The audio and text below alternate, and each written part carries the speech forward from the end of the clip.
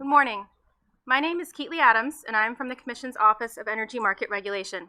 We are happy to welcome you to this technical conference to discuss co-location of large loads at generating facilities. Before we begin with opening remarks, I will outline some logistics for the conference. We will have 3 panels with a 45-minute lunch break after the first panel and a 10-minute break after the second panel. Only the commissioners, panelists, and a small group of commission staff will have speaking roles today. This conference is being webcast and transcribed, and a recording will be available for future viewing. The purpose of this technical conference is to discuss generic issues related to the co-location of large loads at generating facilities. We do not intend to discuss any specific proceedings before the Commission, including proceedings that involve similar issues, whether listed on the supplemental notices issued on October 10th and October 25th or not, and we ask that panelists similarly refrain from such discussion. If anyone engages in these kinds of discussions, my colleagues from the Office of General Counsel will interrupt the discussion to ask the speaker to please avoid that topic. With those initial matters out of the way, I will now turn it over to Chairman Phillips for opening remarks. Thank you. Good morning and welcome to all my fellow commissioners and honorable panelists. The full commission stepped up to do this technical conference, so I think that's evidence of how important this topic is, and also evidence of us wanting to be a leader when it comes to this important topic. I like to come at these questions from a very different perspective. The 2022 CHIPS Act. That statute was enacted with broad bipartisan support to bring microchip manufacturing back to the United States after several decades of individual companies offshoring technology. The United States once produced close to 40% of the world's semiconductor supply. By 1990, that statistic had slipped to just 12%, with Taiwan then producing more than 60% of the world's semiconductors and more than 90% of the most advanced chips. The CHIPS Act authorized $53 billion in federal incentives for domestic semiconductor manufacturing and research and development, of which $39 billion was set aside for a financial assistance program. One of the first results of that statute was the announcement of a major state-of-the-art chip manufacturing facility in New Albany, Ohio.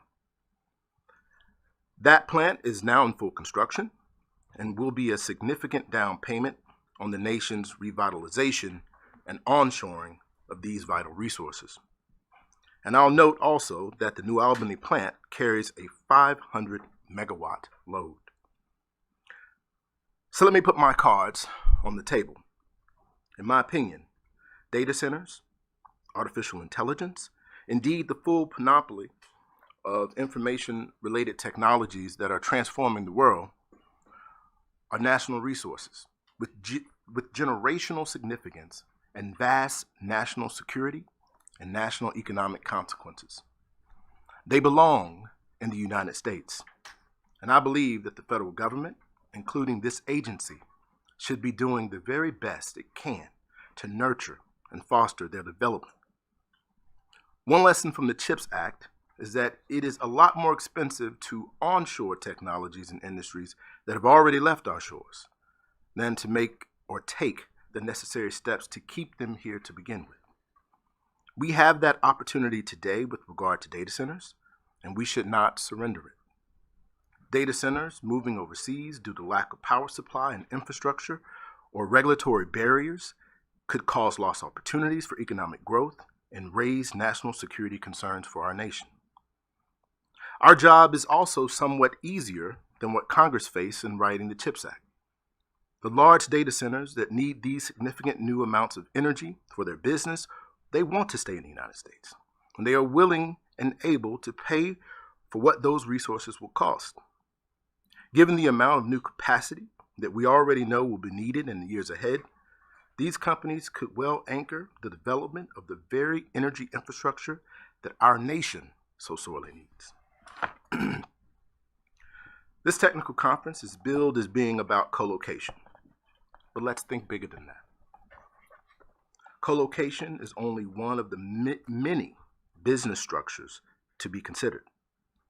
In recent months, we've also seen proposals to unretire or restart several nuclear plants, to mobilize the development of nuclear facilities, to commercialize small modular reactors, to develop utility-scale renewable energy resources, to build new gas plants, even to extend the plant life of existing fossil facilities.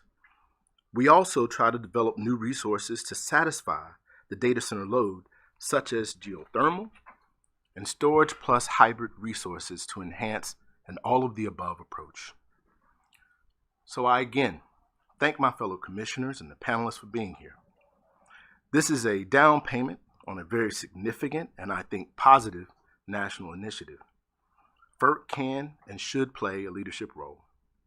We also look forward to hearing from our state colleagues regarding their perspective, because only through collaborative approach can we successfully launch such efforts for our national security and international competitiveness. And with that, I turn to my colleagues. First, Commissioner Christie for his opening remarks.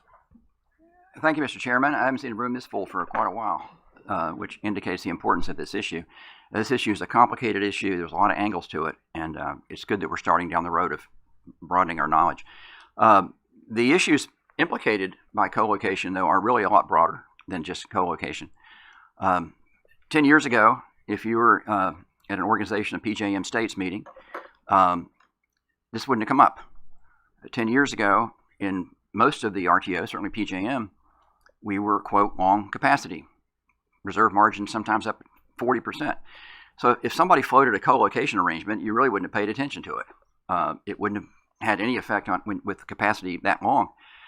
But now, 10 years later, we're looking at, and by the way, and load has been flat. Load's been flat most everywhere in America for certainly almost 20 years. But now we're seeing load forecasts shooting up, right? Depending on how much numbers you want to accept, they're either skyrocketing or they're just rapidly increasing, whatever term you want to use.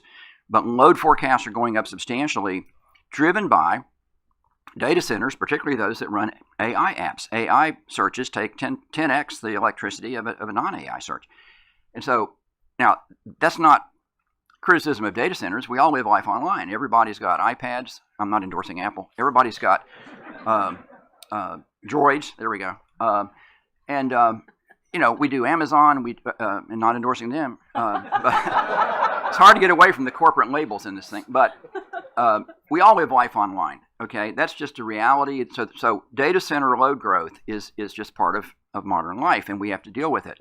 So we have the load growth going like this.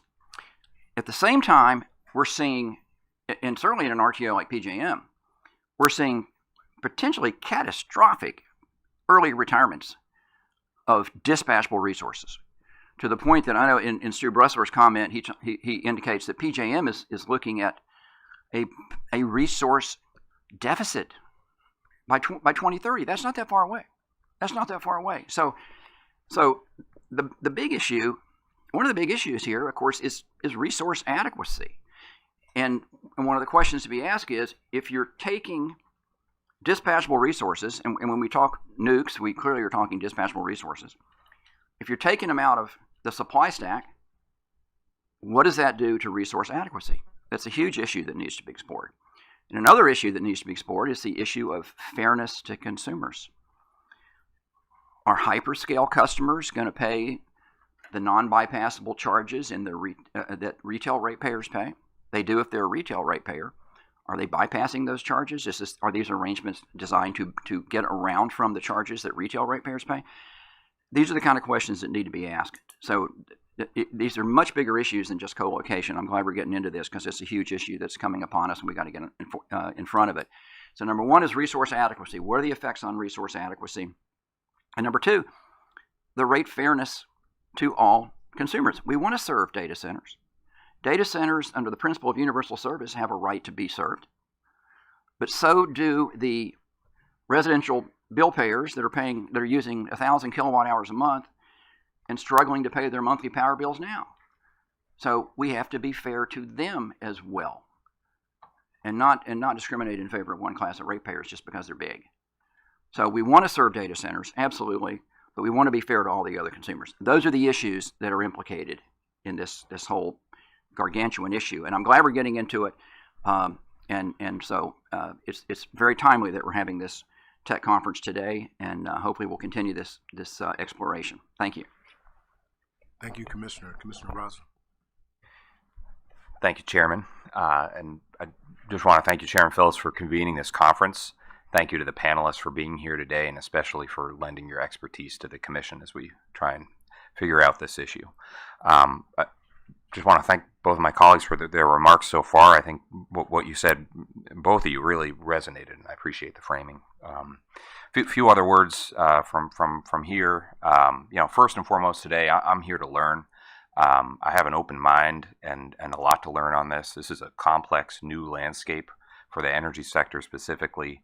And I've been really looking forward to hearing from a diverse range of perspectives from our impressive roster of panelists. I don't know if we've ever had more people on a panel before. This is exciting. But there's strength and diversity in that. That's a good thing to have all the views. And really, I think it's just key for the Commission to have the best information from people like you who are the experts on the ground. So thank you for being here today. Thank you for written testimony. And I also encourage, we got a pretty full room here today, anyone impacted or interested in this topic to be actively engaged with comments. So again, I share the perspectives here. This is an incredibly exciting time and opportunity, not just for the energy industry, but for all American industries that are dependent on reliable and affordable power to fuel our vast economic growth. I really hope today we'll view the issues not as difficult challenges, but also they are, but it's also an exciting opportunity for the Commission to work with everyone to ensure our path forward on co-location achieves all of our shared goals. So, a couple really high-level thoughts. I think the potential benefits of co-locating large loads with generation are pretty obvious. There's nothing new about this concept. It's been happening for many years. Siting generation near load reduces system costs. That's kind of logical. And what's happening here is the inverse. We're siting load near generation. And the physics are they kind of work the same. But that said, I think it's really, really important for the Commission to make sure that we get the transmission rate design and electricity market rules right. We got to figure out a way to unlock the efficiency of co-located load and generation, while at the same time making sure that everyone pays their fair share for the interconnected system that we all depend on. So we got to make sure we maintain the Commission's #1 priority of ensuring bulk system reliability and affordability for businesses and customers. So thank you again, Chairman, for your leadership in convening this technical conference so the Commission can try and get ahead on this issue as best we can and get the rules right and the framing right on a prospective basis. So I look forward to working with everyone at this table and in this room on this issue going forward. Thank you very much. Thank you, Commissioner Rosner. Okay, Keatley, it's the moment of truth. We're going to go to Commissioner C, who is remote with us today. Good morning. Good morning. Thank you, Mr. Chairman. Is audio all right? All right. Well, thank you all. I will say, first of all, I'm very sorry not to be there in person today. I am recovering from a bout of COVID that unexpectedly knocked me out this week. So thank you, Mr. Chairman, and your office and our entire IT team for making it possible for me to participate today so that I can be recovering and not expose all of you who are there in person to this. I'm really grateful for the opportunity. Appreciate my colleagues and all the panelists here for their flexibility, even though I can't join in person. I might be slightly less engaged on the questioning front today than otherwise under the circumstances, but I would say please don't take that as a lack of interest in and appreciation for the critical issues in front of us today. I am certainly a fully engaged listener, and I've been looking forward to this conversation and all those that are to come. As my team and I continue to study the comments that the panelists and others submitted, look forward to the helpful conversation today and to all of the appropriate next steps coming forward. Because as all of my colleagues have said before me, these are issues that really matter. I think one of the pros and cons, selfishly, of being a member of a full commission is that I can confidently trust my colleagues who speak before me to frame the important issues in front of us in discussions like this. And I think that's certainly true listening to the thoughtful comments so far this morning. I see data centers and the promise of AI as critical for our economy and for matters of national security. And I share an eagerness to find new ways to accommodate these important and increasing loads. And I understand the urgency of the issues in front of us. I also recognize that how to do that raises many challenging questions in terms of consequences for resource adequacy and grid reliability to the extent co-located load does and doesn't draw on the transmission system and benefit from ancillary services. And of course, who pays for all of that and how to allocate that? None of these are easy questions. And all of it is complicated because issues of localized load, even extremely high load, raise important questions about where the state's and FERC's jurisdiction begins, ends, and overlaps.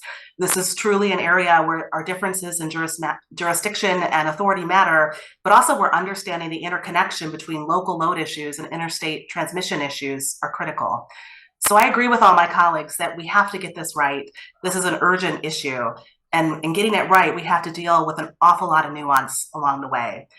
So that brings us today and makes me particularly grateful for the wide variety of panelists and their perspectives and expertise they bring with them from around the country and different parts of the industries deeply invested in this conversation. I see today as a forum for what's really an all hands on deck issue. I'm grateful that FERC is taking this up. Again, thank you, Chairman Phillips, for your leadership on this issue.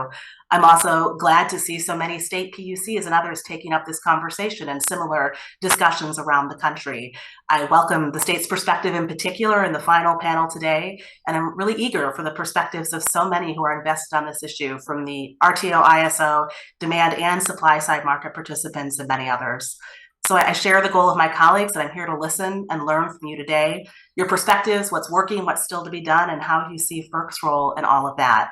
So thank you again for your flexibility and the ability to join you, even though I can't be there in person. These issues could not be more important. I'm so glad for the conversation we have in front of us. Thank you, Commissioner. We'll now turn to Commissioner Chang. Great. Thank you very much. Good morning, everyone. And thank you for being here. And thank you for the staff who have prepared this very important topic, and of course the esteemed panelists that would be joining us today. You know, the U.S. is leading in the world in data science and artificial intelligence. Our role in the energy industry is to support that development in the United States. So it is with that lens I examine the questions and challenges before us.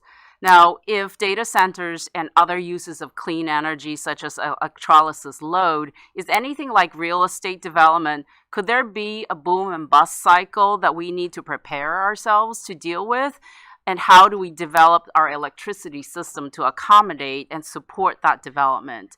If data center development is anything like oil and gas development, is it the case that we might have a hard time to build new generation and transmission fast enough to serve them, and therefore many of that development need to happen and with the developers themselves, and they have to build their own generation behind the meter? These are some of the questions.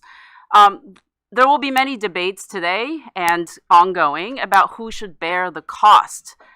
Really, this is not just a question for today, but really going forward, because I see this industry, the evolution of the data centers and additional load to be increasing over time. So I'm going to be looking for answers to these questions. For example, are there near-term solutions that we must take on now because the load is already here and being built? Versus are there longer term solutions that we need to really examine, such as developing new grid codes that will support new sets of customers? Maybe our OATT has been around since before deregulation. Is it time to relook at some of the rules that we have to accommodate new types of customers? These are some of the questions on my mind.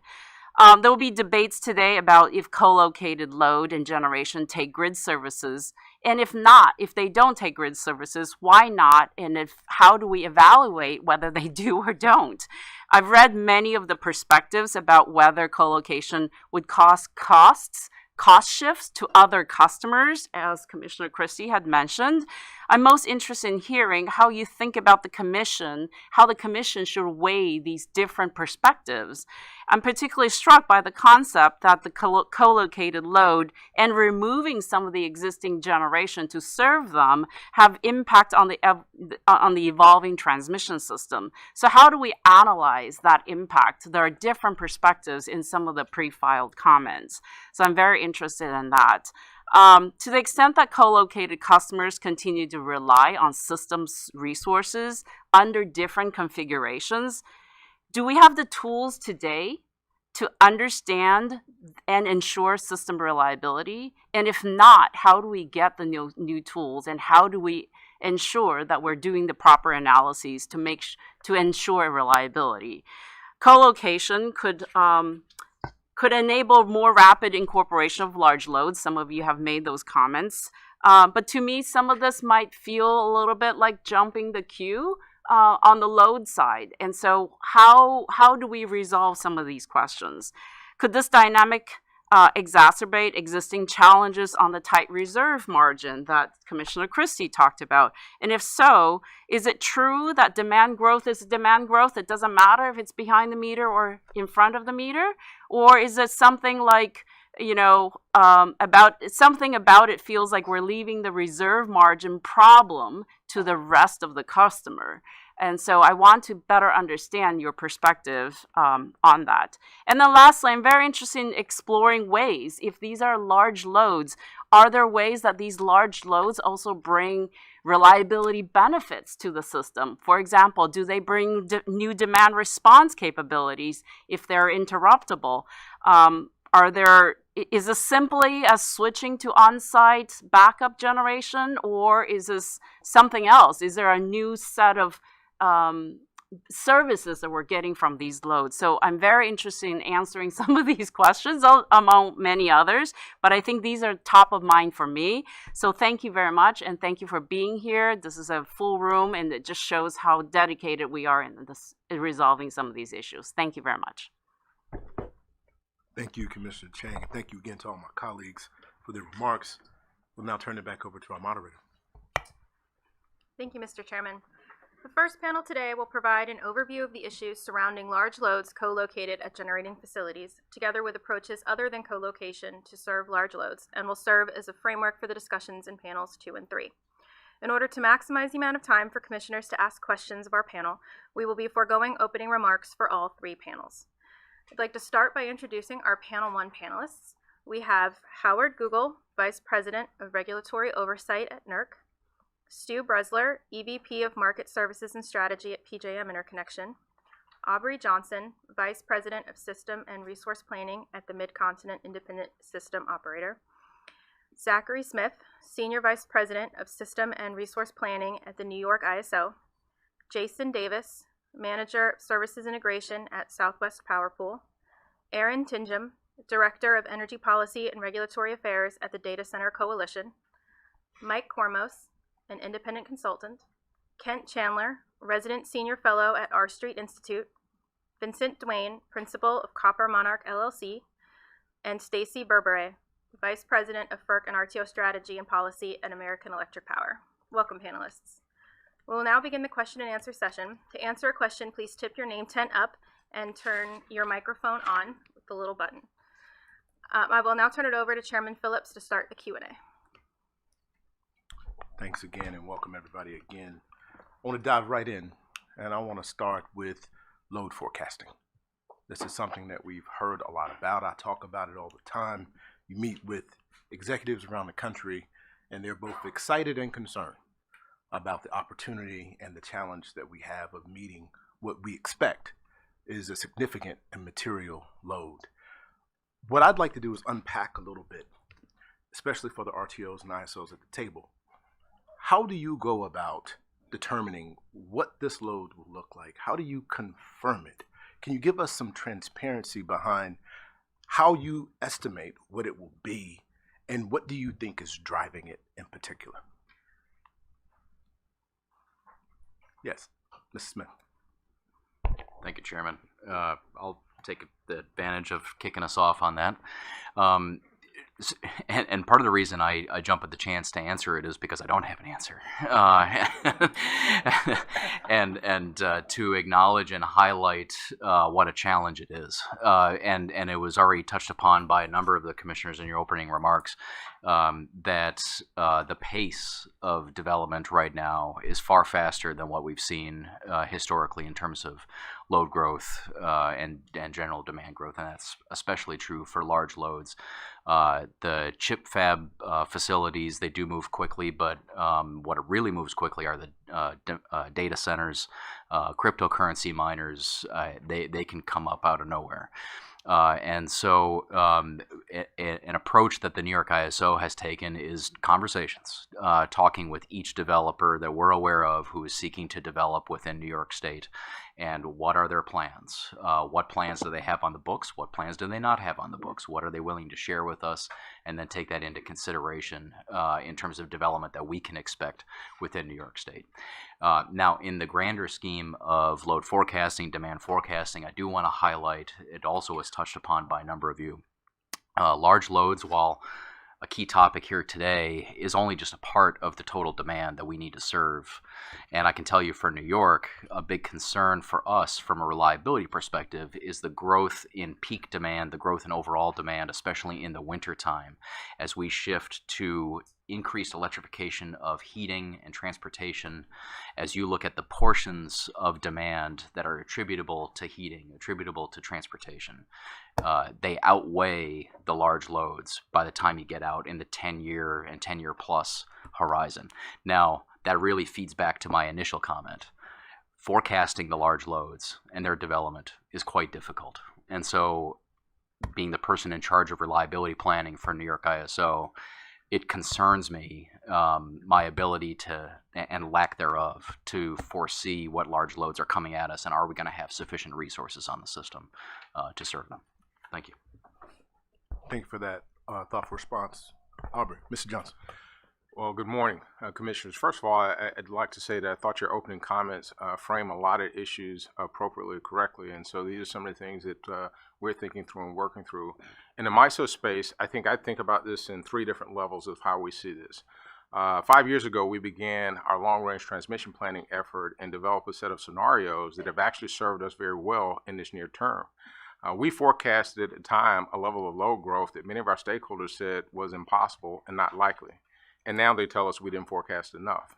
And so our challenge in that regard is to recognize that we are seeing load. The way that we expected the load was more so from electrification. Today, electrification probably lags in what we expected, but the data center is ahead of that. And so my thought there is to recognize that we'll have a different load shape, but at the end of the day, we've got load. So that's one area. Then annually, we conduct the OMS MISO survey, which is essentially a 5-year forecast of what load is expected to come into the region. And it really gives us pretty good estimates on the prompt 3 years that are in front of us. And we use that for our planning reserve auction. That gives us an insight to a lot of things in that regard. However, in many cases, these data centers are showing up in multiple places. So in reality, I could have many members submitting loads that are all the same. So how do we have more clarity around that to understand what the actual true load is? And finally, the rubber meets the road when one of my members knocks on my door and says, listen, we got a load that's coming in 3 years and you all need to help figure out how to solve it. So we have a longer term way we see it from a futures. We have an annual way we see it when we think about our OMS MISO survey. And then we have the actual reality of loads making comments and contracts with people there. I'll say this, I've thought about one of the things I wanted to really think and frame about how I think about co-location. I think it's a necessary but insufficient remedy for the larger illness that we face today for having insufficient backbone transmission and insufficient forward-looking generation development.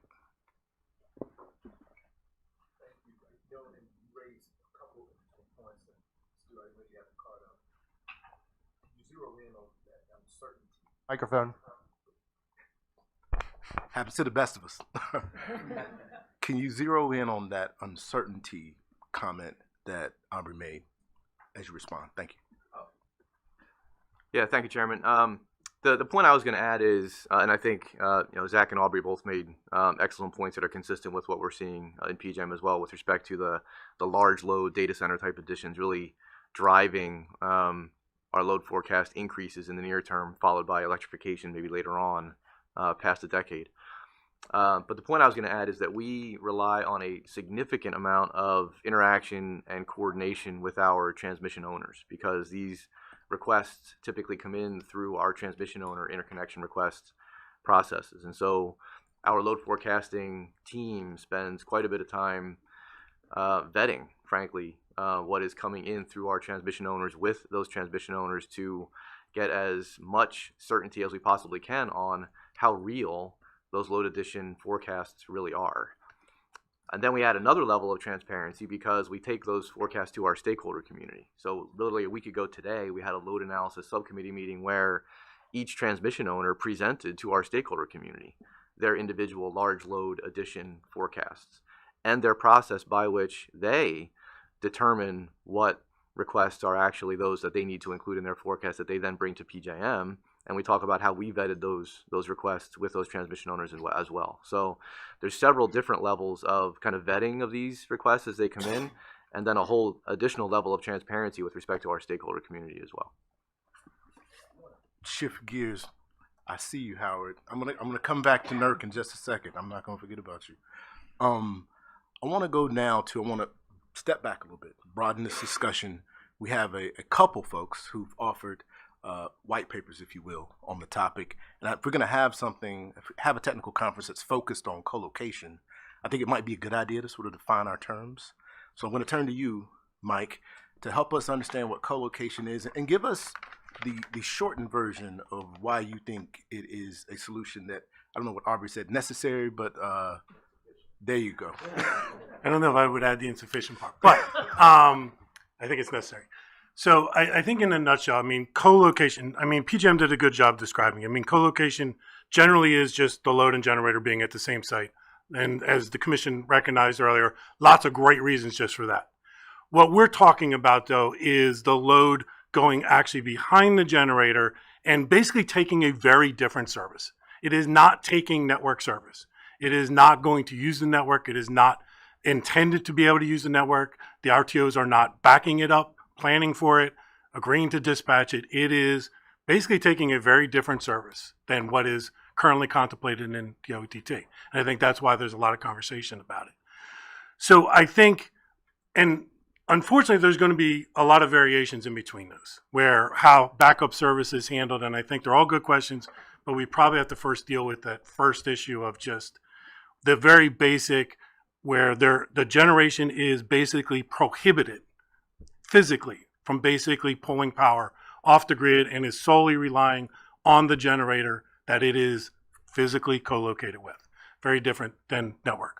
So I think that's the basic, and I think, the benefits are obviously just with co-location, but even in this last conversation we just had on load forecasting, I agree, that is an absolute great question, and I am extremely concerned about that, and I think Commissioner Chang, you mentioned it. One of my concerns is we're back to the combined cycle days, where somebody wants to build a combined cycle and they put 5 of them into the queue, and we're studying 5 when only one's built. Is that going to happen with data centers? Where data centers, for their right reasons, talk to 5 utilities and say, we want to build a data center. And 5 utilities tell PJM, we have a data center. And in reality, we have 1, not 5. So I think one of the benefits of co-location is it is explicit. The risk is on the generator and the data center. They are obligated to pay for network service upgrades. They are obligated to get in early enough and make sure. PJM has been very clear. They will say no if there is reliability. PJM doesn't have that ability for in front of the meter. They have no authority to say no to load. They just have to figure out how to serve it. And behind the meter, in this co-location behind the meter, they can actually say no for reliability reasons that they don't believe it can be done reliably. So I think that is a benefit, and I think that is shifting, putting the onus on the data center, the generator that's serving it, to be transparent, to be, get in as early as you can to make sure you get it. They are also taking all the risks on the transmission. They are responsible for network upgrades. If they sign up and build them and pay for them and then ultimately don't come forward, well, that's on them. In front of the meter, the normal network load, the RTOs are going to do their best to try to forecast that and potentially build transmission ahead of time. And if the load doesn't show up, the customers are footing the bill for that. So I think that is, just to come back to your first conversation, I think the issue of load forecasting is legit. I'm a former RTO guy. I think they're trying and really looking at all the options available, but I think it's going to be an issue. I think this is one where co-location does help because it is explicit, because the risk is not on the customers, it is on the parties that are in that agreement. My time is running low. I thank you for your response. I I want to allow Mr. Dwayne an opportunity to provide some perhaps nuance to the discussion. Thank you very much, Mr. Chair. I appreciate being invited here. I think a lot of the debate that my former colleague, Mr. Kormos, introduced here focuses on this question of use. And we definitely can get into a fascinating technical discussion of, under a particular configuration, is the data center that is co-locating behind the meter of a generating station, is it using the transmission system? To what extent is it using the transmission system? Is it a network customer? Is it a customer of ancillary services? Is there a retail sale involved? All these are quite appropriate points to discuss, but I think we're missing a larger point when we focus on that question to the exclusion of a larger principle, which is, what is the arrangement causing? And it's causing impact. And at various times, I think we do come together with some consensus that whether we have a data center connecting in front of the meter or whether we're connecting that data center behind the meter, we are going to see more or less similar impacts and consequences on the system, whether we're talking about reliability impacts or the supply and demand impacts or the system needs, including the need for new transmission upgrades. And the best illustration of this is, in my opinion, the Commission's fairly recently approved PJM RTEP to address approximately depending on the numbers you look at, $5 to $7 billion of transmission upgrades to support data center interconnection front of the meter in Northern Virginia, and at the same time to address the loss of injections from a couple of key plants in Maryland. Those loss of injections in that context came from the retirement of those resources, but those same consequences would befall the grid if those injections were lost as a result of dedicating the output or a portion of that output to a data center customer. And so the question at the front of the meter, that data center as a customer shares alongside all other homes and businesses in the cost consequences of their actions. The co-location arrangement creates an impact. They share in those cost consequences. I think the challenge for the Commission today is saying, on what basis, equitably and legally, should there be a different outcome in who pays when that same consequence occurs as a result of a behind-the-meter co-location, but the data center isn't responsible for those charges. In fact, they increase the costs and shift those costs to the remaining customers on the grid. And I think the opening statements that you all mentioned recognize that inequity.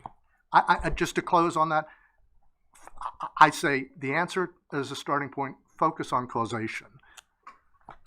I'm not a betting man, but I would bet that Commissioner Christie is going to get into that cost sharing point.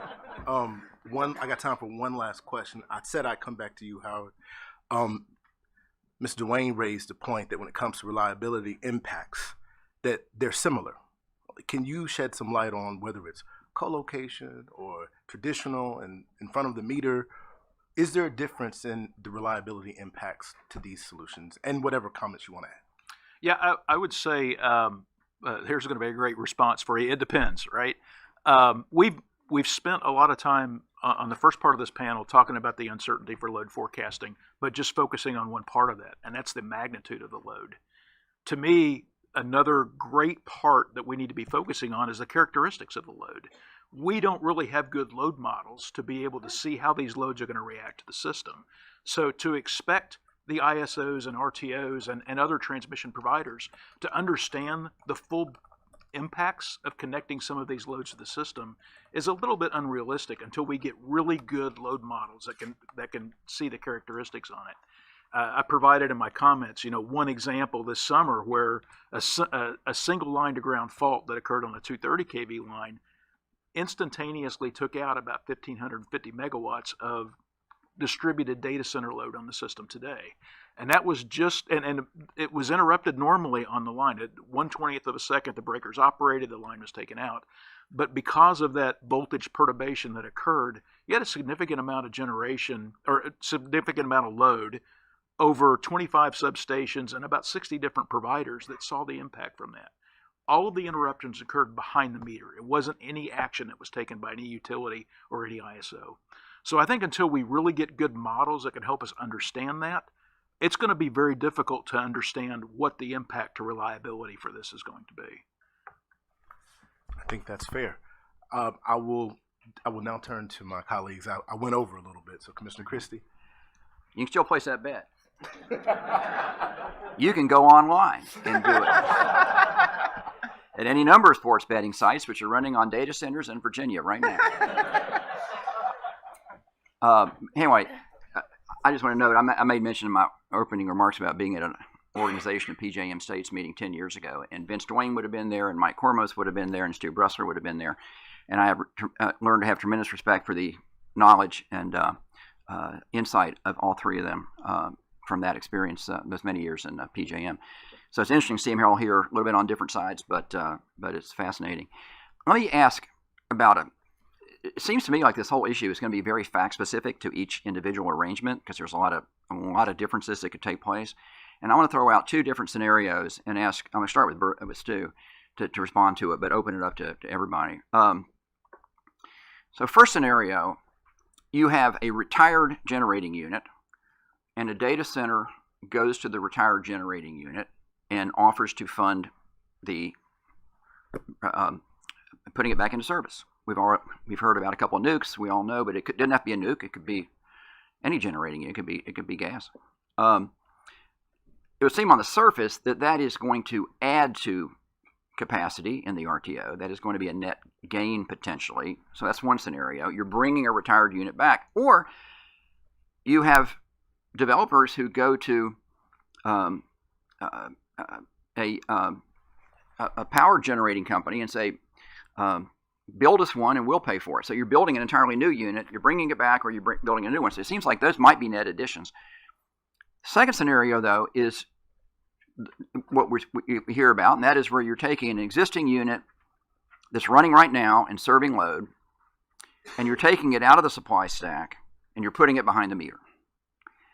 And in that scenario, it looks like it might. It is that a net loss? Is that and a twist to that one is this. And Mike, I'd like you to comment on this, but the rest of you as well. So you take you take an existing generating unit serving load, you put it behind the meter, you say it's only paying directly through a PPA. The data center is paying directly through a PPA. That raises two questions in my mind. Number one, if that generating unit goes down, what happens? Does the customer get to still draw power from the grid? Because if it does, that's going to have a huge impact. And if the unit that is in the PPA happens to be nuclear, it is going to be on the grid. You cannot take it off the grid. The NRC won't let you. So that's one element. The other element of the second scenario, I know this is like a lawyer question, 1 and 2B, 2A, but the second one is, all right, from a rate standpoint, if you take the existing unit out of the supply stack, you put it behind the meter, it goes into a PPA with the customer. Is it still paying the non-bypassable charges that retail customers all pay, which is a state retail issue, by the way? It's not a FERC issue, state retail issue. Is it going to pay the same non-bypassable charges that retail customers are paying, or is it getting out of those? So let's start with Stu. Yeah, thank you, Commissioner. A great series of questions. So to answer your first part of your question, it's called a deposition. With respect to the two different scenarios, at the highest level, the supply and demand balance question is not one that is specific to co-location behind the meter of the load, right? If an incremental demand is added to the system and incremental supply is not simultaneously added to the system, then the supply and demand balance gets shorter. And it doesn't matter whether that incremental demand is in front of the meter or behind the meter. There's more demand to serve and no more generation than was before with which to serve it.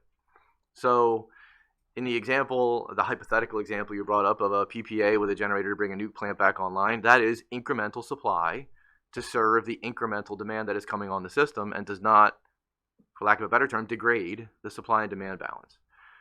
Incremental demand going co-locating or not, but coming onto the system without incremental supply does degrade the supply and demand balance.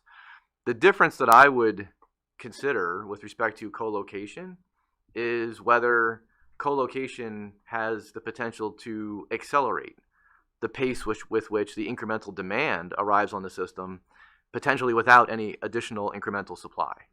And that accelerated pace could accelerate concerns with respect to the overall resource adequacy condition. So we are concerned about resource adequacy into the future because of the trends that the commissioners observed in your opening comments. From a resource adequacy standpoint, the only difference we see, again, is a potential acceleration of that additional demand without potentially additional incremental supply. Getting to your second question, and that's why I put my card up, so thank you for the opportunity. I agree with everything Mike said as far as the responsibility the generator takes on with co-locating load behind its meter, the fact that the transmission planner, the ISO in my case, does not need to plan to serve that additional demand because the commitment being made is that if that generator is unavailable, the load will come off the system. The question I have in my mind is, can I really plan the system on that basis? In other words, if that generator is unavailable, and I think every commissioner very appropriately recognized the potential criticality of the loads that we are talking about here, right? Potentially even from a national security perspective. Is it going to be an acceptable answer for a transmission system operator like PJM if that generator is unavailable to say, I don't have to serve that load because it contractually committed to not be on the system if that generator is unavailable? And even if I can say that and get away with it, is it really the best answer for us to say, I don't have to serve that load anymore because the generator is unavailable? And so there's trade-offs here, just like everything else. And even though I agree with everything Mike said about what a generator is taking on when it decides to co-locate load behind its meter, from a reliability perspective, is it the best answer or not? And I think that's one of the significant questions that's really in front of us at a discussion like today. I'm not going to get into your third question with respect to the non-bypassable charges and the retail rate issues, and I hope that's acceptable given the panel that you have later today. What I will say is, even at the wholesale level, I think there are questions around the equitable nature of cost allocation. Transmission cost allocation is not in the PJM's bailiwick. It's with our transmission owners, and that's sort of where it should stay. But I think Vince raised some very good questions with respect to even a co-located behind-the-meter load that is added to the system, in my view, is dependent upon and benefits from the reliable operation of the transmission grid to which the generator on which it is relying is connected and cannot disconnect from. That generator cannot disconnect from that system. And so there are grid services that are necessary to maintain a reliable transmission system. And I think it's a valid question as to whether a load that is added behind a generator's meter should be responsible for a portion of those costs to maintain a reliable transmission grid on which it is dependent. Mike and Vince? Where to start? So I think I'm definitely in the same place where Stu is for the most part. I think the difference for me, just sort of working backwards, is on that last question. To me, it's not the load getting the services. The load is putting itself at risk, is going to be basically have to shed if the generator trips. Now, I don't think it's as big as issue. I understand Stu's concern, but every data center, even those in front of the meter, fully back themselves up with self-generation. Mm-hmm. That's just a fact of life. So going behind the meter in this format isn't that big of a cost increase for them because they're planning on putting their own backup generation in no matter what because of that. And they can decide. But I think, going to Stu's point, I don't think we should decide. That's the customer's decision if that's the risk they want to take, as long as they understand the rules as to when they get rejected or not. Well, that gets to the rule, because that's what I'm going to ask you. Because Stu, in his comment, said we need to do some general. I'm going to ask you to comment on it in a second. So it seems like what you're saying is, okay, if you're going to if the generator is going to go out of the supply stack behind the meter and contract with the PPA with the customer, yes, that they ought to have to sign some legally binding arrangement that if the generator goes down, they will have sufficient backup generation, and they will not seek any services from the grid. Is that possible even?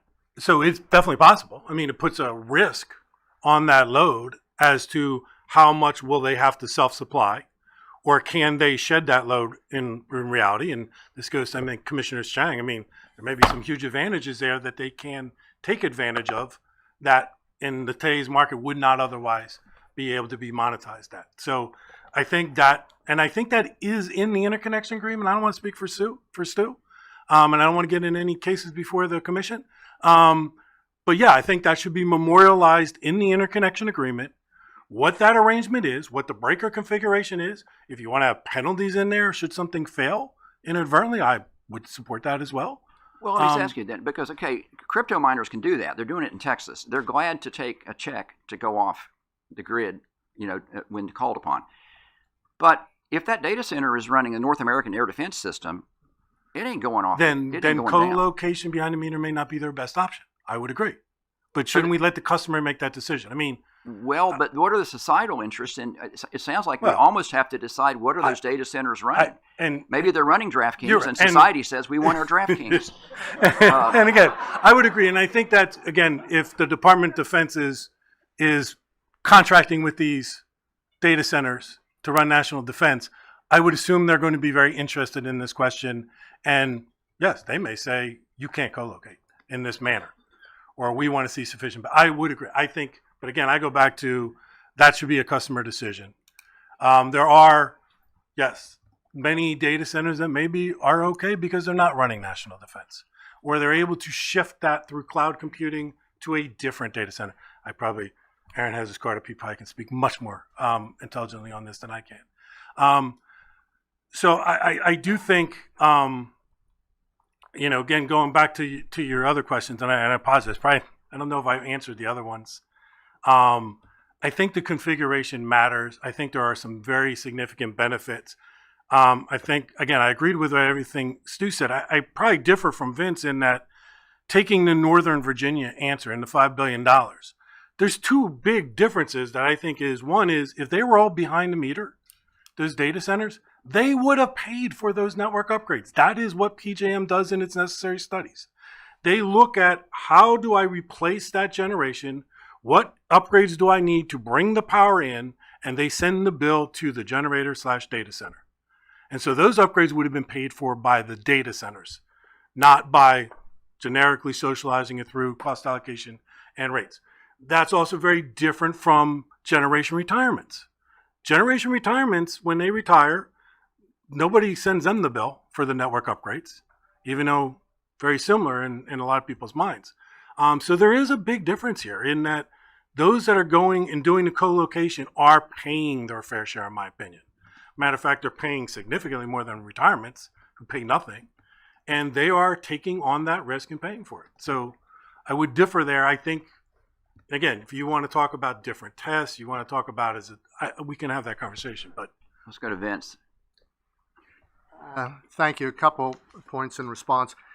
I think the commission, with all due respect, would be well served by getting a better understanding of exactly what PJM is studying through its what they call the necessary study agreement. Mike's just said, well, they'll pay for all the network upgrades. I don't believe that's quite correct. I don't think it's a system impact evaluation. I think it's a much more localized study as to what the plant needs in order to go forward with its new configuration, which includes having this data center there. So it's not a question of what transmission needs or the rest of the system going to need as a result of losing a significant portion of a nuclear plant that, let's face it, historically came online hand in glove with the planning of a transmission solution to deliver those resources to the grid. So I think there's a big impact there that we're sort of glossing over. Oh yeah, they'll pay for the network upgrades. I think they'll pay for any network upgrades necessary for the localized service of their inside the fence data customer, but not for the benefit of the system as a whole. So I think that's an area that's worth some further inquiry. Another area I would underscore is this question of risk. And I think it's very important to understand what happens. And it's a bit of a nuance, I'll admit, but when we're talking about a station with multiple units and one unit goes out, in PJM, quite appropriately, there's a discount to the capacity injection rights associated with the data center load. But when you've got a priority service commitment out of your other unit, the one that hasn't discounted its capacity injection rights, because it's encumbered in the sense that it is going to be backing up this data center load if one of the units goes out. Again, I think the system is losing more than we might appreciate on the face of it. So I think that's another area that I would encourage the Commission to explore. And I'm close on the non-bypassable charges point. And this kind of gets, circles back to this point about use versus causation a little bit, perhaps in a bit of a different way. But the non-bypassable charges, first off, I think, Mr. Bressler said it correctly. They're both at the wholesale level and at the retail level. And there's a lot of charges that come from conservative operations, uplift, the sorts of fixed charges that just come from the physical nature of the system and the inability always for there to be sort of a linear dispatch of resources to meet load. That's just part of system operations. Those charges, and you can add RMR charges to those as well. Those are bypassed. Whether it's appropriate or not, I think, is a question mark. I'm not here to advocate all those charges should be passed through, but they need to be put on the radar for consideration. But at the end of the day, I think it's fair to say a lot of these charges bear very little nexus to the actual taking of transmission service, to use of the transmission service. Rather, there was just an assumption that if we had sort of these, let's call them administrative system charges, the transmission rate was a convenient accounting mechanism or billing mechanism by which to pass those charges through. It's more of a convenience than there's a principled basis around the use of the wires that support the passage of these charges onto customers. And I think if you appreciate that, then you look at this from a different perspective and say, there's no real basis to say, regardless of how you come down on the question of are they using the system and to what extent, well, these charges are really much broader than use. They're just charges that come with being a part of the system. Thank you, Commissioner Rosner. Thank you. I have two questions. The first one is just following up on the load, and this is I'm glad we have some Stacey from AP here, given all the requests that I've heard you all talk about. Could you give us a little more information about what you're doing to vet the load interconnection requests? And are you asking applicants things like, are you making a similar request in other places? Are you seeing a lot of speculation, a lot of searching for, speed and cost metrics across the country? Curious about that. And then the other question I have, just to follow up on this discussion, is I wondered if there's also another scenario where we get some of the best of both worlds when co-locating a generator, where the generator could be available to the system during a time of emergency, either by curtailing or shifting to a backup generation or a battery. Noting the point on some of these should not be curtailed because they're performing critical services. Some of them could. I mean, if you read the trade press, which I'm a big fan of. Hi, everybody over there. There's been some interesting articles about all the dynamic, development on shifting load. So those are my two questions. Thank you very much.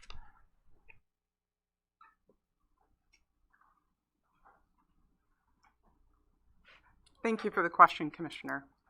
So, as noted, also by the chairman, AEP has seen significant load growth in our service territory, including the Intel plant in New Albany.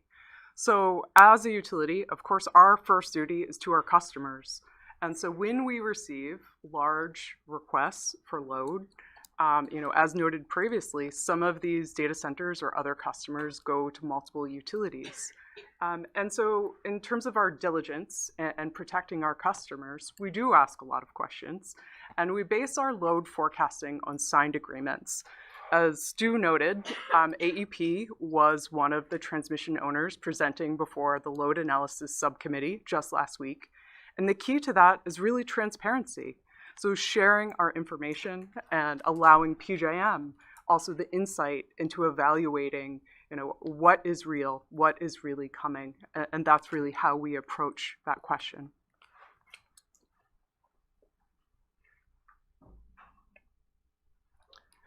Thank you. Aaron Tingham with the Data Center Coalition. We represent 32 leading data center owners and operators. Appreciate all of the opening remarks and comments today around the importance of not only serving data center infrastructure, but the cloud computing that data center infrastructure represents, the artificial intelligence advancements. Coming out of nearly 2 decades, as Commissioner Christie referenced, nearly 2 decades of flat electricity demand growth, it's the perspective of our membership that this moment really requires greater communication, collaboration, and transparency.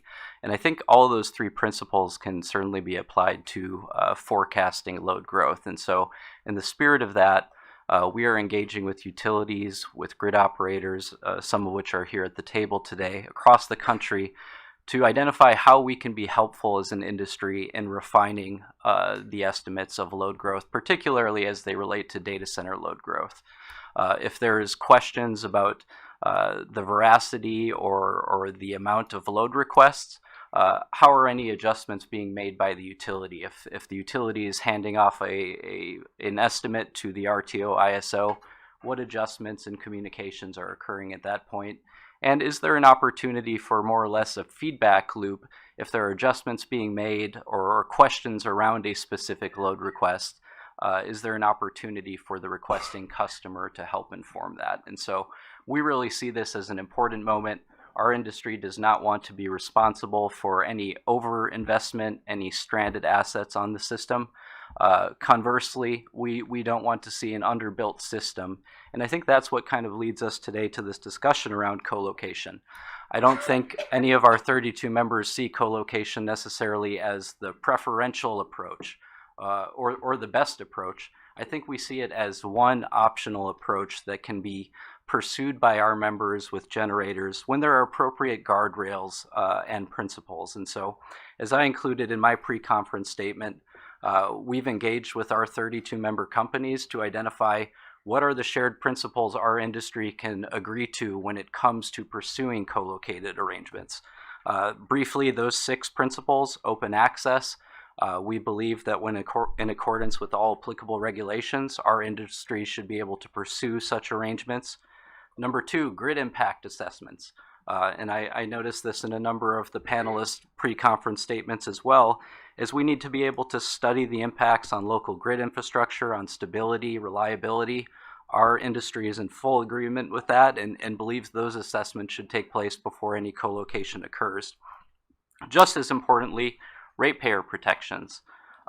We are supportive of paying our fair share costs as an industry. We support just and reasonable cost allocation, where co-locating data centers are allocated their fair share of system costs. And then beyond that, 3 other principles: community engagement. Community should be engaged and informed about such arrangements, the benefits, and any concerns should be communicated. Collaboration and innovation. Is this a moment? Are these arrangements in which we can be advancing grid modernization and innovative partnerships? And then finally, in align with the industry's strong sustainability commitments, our industry is committed to striving to mitigate any increase in grid level emissions that could result from such an arrangement. So appreciate the opportunity, appreciate the questions, and we are here as an industry leaning in, trying to be as helpful at this important moment.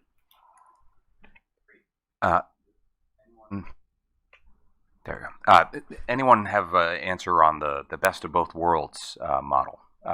Interested in hearing about that, and also specifically whether anything is needed from the commission in order to enable something like that. Go ahead, Ken. Okay. Yeah, good morning. I've been kind of joking, laughing to myself here. It's not at anybody, but like the conversation around inefficient bypasses left retail regulators and now finally made its way to FERC. So I just my like overarching comment is that there's nothing really that novel about the conversation here. This is something that has been dealt with at the retail level for decades at this point, with behind the meter generation and customers wanting to go off the grid and industrial customers wanting to do, PERPA QFs and, cogeneration facilities. So I think there's a lot to help inform the commission on these things at the state level. I'll answer your question in a way I was attempting to try to answer Commissioner Christie's question, which is the lawyer answer to a law school question is it depends. And I think there is a way. I think it's just going to depend on people's interest in getting it in front of you, or your all's interest in forcing it into tariffs. That's the most probably accurate way to do it. So like here's a good example. So to Commissioner Christie's question about like what if somebody's bringing on a new generator? Let's just say, for instance, it's not a nuclear facility that has to be connected. Resource adequacy is not exclusively arithmetic. It's also very locational in many places in the country. And you can bring on new generation, or you can add, for instance, you could add new load in certain areas and not bring any generation with you and not necessarily affect resource adequacy, especially if there's too much generation in that area for it to be able to export to other places. Like it could soak up energy. And so it doesn't necessarily affect your overall resource adequacy construct. But you're able to effectively co-locate there without impacting it. I would say, like, for instance, bringing on that new generator, the question is, if you're going to bring it on, is it going to be a capacity or network resource, or is it going to be an energy-only resource?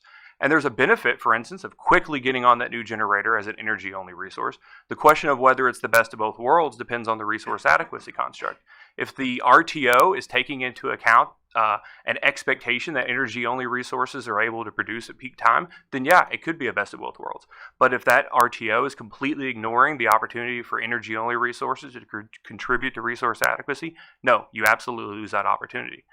So again, sorry to be the bearer of bad news, but it depends. I think my big overarching thing is on all of these items, details really matter. And I worry about the possibility that we set rules based off one or two configurations, well described by my colleagues to my left and my right, that we set broad rules based off the current known configurations, and it unintentionally inhibits unknown future configurations that could, positively impact resource adequacy as opposed to make it worse. Thank you. I don't have more questions, but if you, please respond. Yeah. Right, real quick on that last question, because I do think you can have the best of both worlds. I think in the simplest manner, the generator and the load can have an arrangement which says, under certain conditions, I will shed my load, I will allow you to sell that energy into the market and instantaneously monetize it, and they'll come up with how they want to share that profit, so to speak, whatever comes out of that. So I think co-location is very easily adoptable to that kind of thing. Now, to Kent's point, if you want to more formalize it where the load has an obligation to shed, well, now there has to probably be some kind of capacity payment or some kind of demand payment made to that load that says, when we tell you. So I think there's easily a voluntarily answer where you can get the best of both worlds. I think these are ideal setups because the generator is able to monetize it instantaneously in the market under those conditions. And under those conditions, LMPs can be quite high. And you would think there would be incentive to do that. Again, if they're not national security load and they're betting load. Thank you. Thank you, Commissioner Rosner. We now go to Commissioner C, if she's available online. Thank you very much. I have a couple of questions. It's difficult for me to kind of moderate who's talking when, and in the interest of time, I hope I can ask Mr. Chairman. I will put both of my questions on the table, and if you can help keep track of time and things moving forward, since I can't see such a large and impressive panel here for who's raising their hand or putting their card up. So my first question has to do with an issue of uniformity versus innovation, and that builds on a number of the points that many of you have been discussing this morning, and Ken, to point you just made in response to Commissioner Rosner. I'm interested in this idea of course, the benefits of certainty and uniformity in terms of regulatory certainty and predictability of the rules of the road. But as so many of you have said, this is an area where details matter, and we're seeing fast innovation and changes here. So I'm interested more generally in if FERC were to pursue more general guidance, or when we're looking at tariff changes, how should we be thinking about uniformity? How much variety can there be, should there be, when it comes to the way that we are approaching these issues? And what additional information do you think that we would need before taking up that task? I'm also particularly interested, especially since we have representatives from a number of different RTOs and ISOs and people with interest in different regions, how much of that changes based on regional differences in terms of how much we can be speaking with one voice when it comes to sort of the regulatory structure for these issues, and how much need for flexibility there is. So that's my primary question. And the other one I want to throw out there as well, since this is a framework setting panel for what's coming on later, one of the topics that we had discussed is, are there effective alternatives to co-location? And so I just want to give the opportunity for anyone else who wanted to expand on that, since that's one of the framework issues that we put in this panel, to give that opportunity for anyone who wants to jump in on that issue.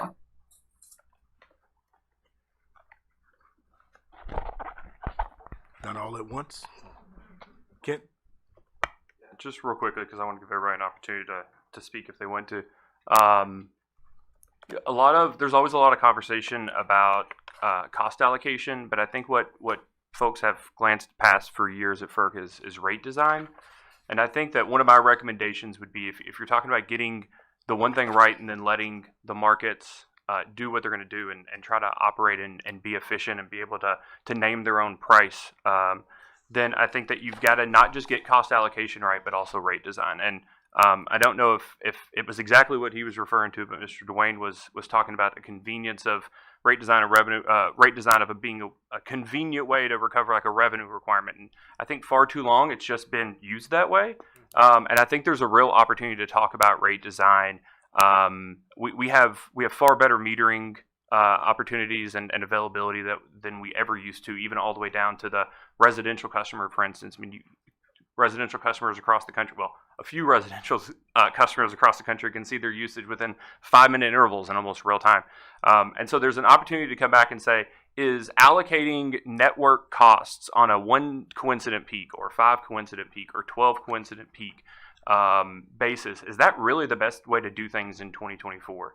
I would say that it's probably time to have a conversation about moving past those very convenient and frankly archaic ways of doing rate recovery. And I think that if you fix rate design, and again, going back to what a lot of retail commissions have attempted to do, if you fix rate design, then you don't run as much risk of inefficient bypass, and you make sure that somebody that maybe only occasionally uses the grid still pays their fair share, as opposed to an opportunity with just for instance, like a 1 CP transmission allocation. You could have somebody that effectively, if they have behind the meter generation of their own as a retail customer, you could have somebody turn on their behind the meter generation when they think the peak is going to occur, and then they could effectively never pay for any of the network costs. That's not something that has been heavily discussed. I think it's because it's probably not in the tens of thousands of megawatts before.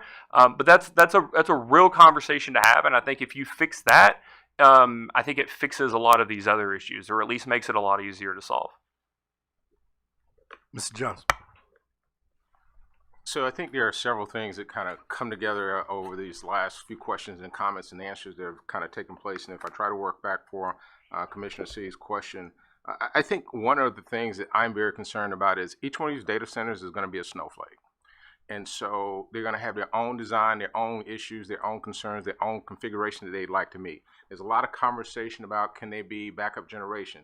Well, that's in the details. How long are your air permits? What are you able to do? How long are you able to operate on your own generation? So those are things that kind of run for me as well too. I also keep thinking about some of the interconnection stuff, about how we'll see a generator interconnection application for energy only services, and midway through they want to change to network services. That's a whole different set of studies.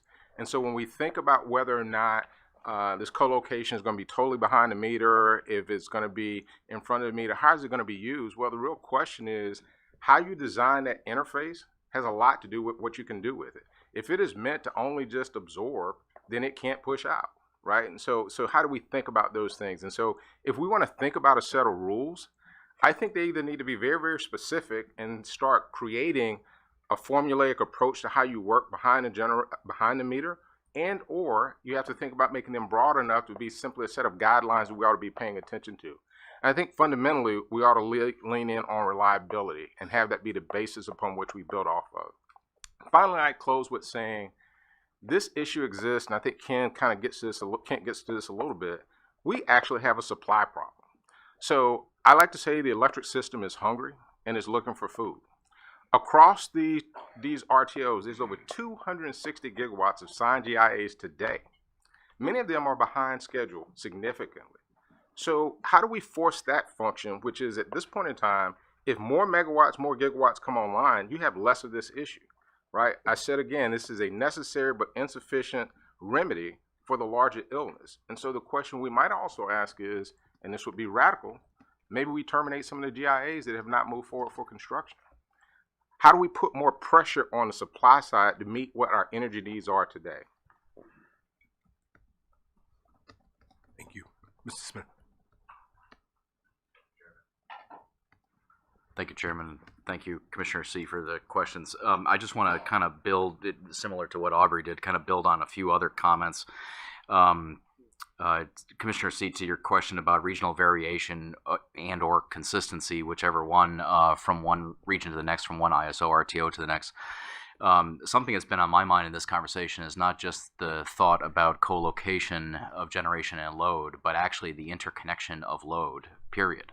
And what process or lack thereof do we have about the interconnection of load?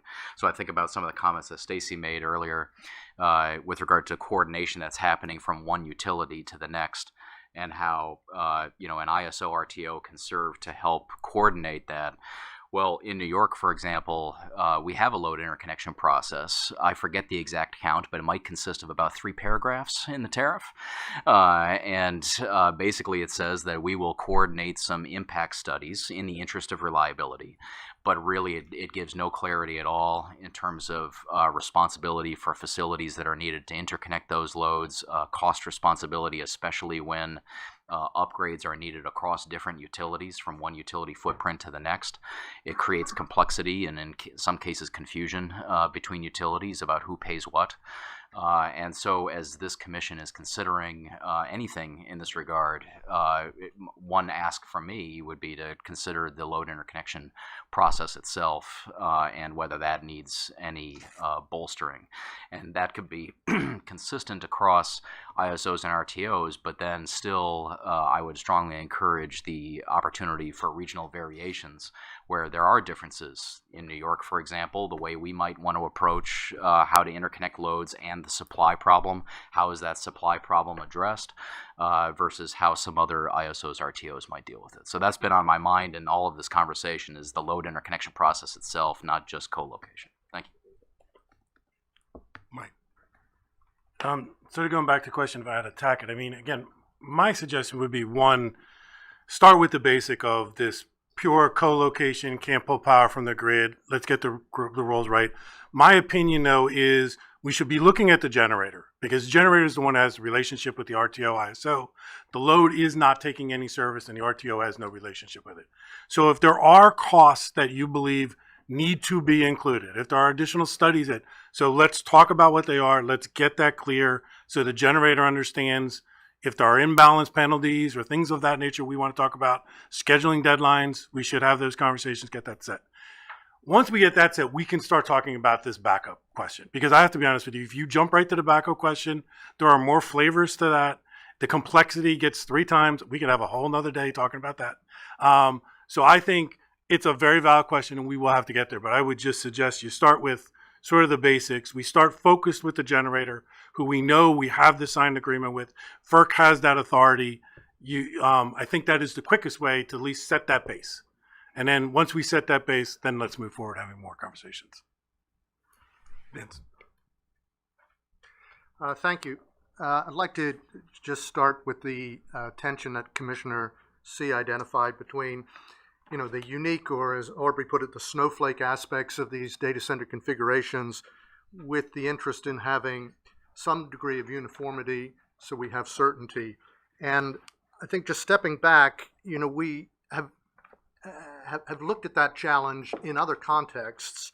And it's always important, I think, to have a guiding principle that sort of transcends the specifics. And that principle embedded kind of in how we approach our rate regime has been use by and large. And I think Mr. Chandler did a great job of identifying how there's some deficiencies in that approach. And maybe it's time to think, as Commissioner Chang was suggesting in her opening statement, that there may be opportunities here for a longer term, more structural rethink of this. And in that sense, I think these challenges and questions that are arising with that we're discussing today associated with co-location lead me to think that there's room here in the long term to start thinking about other principles.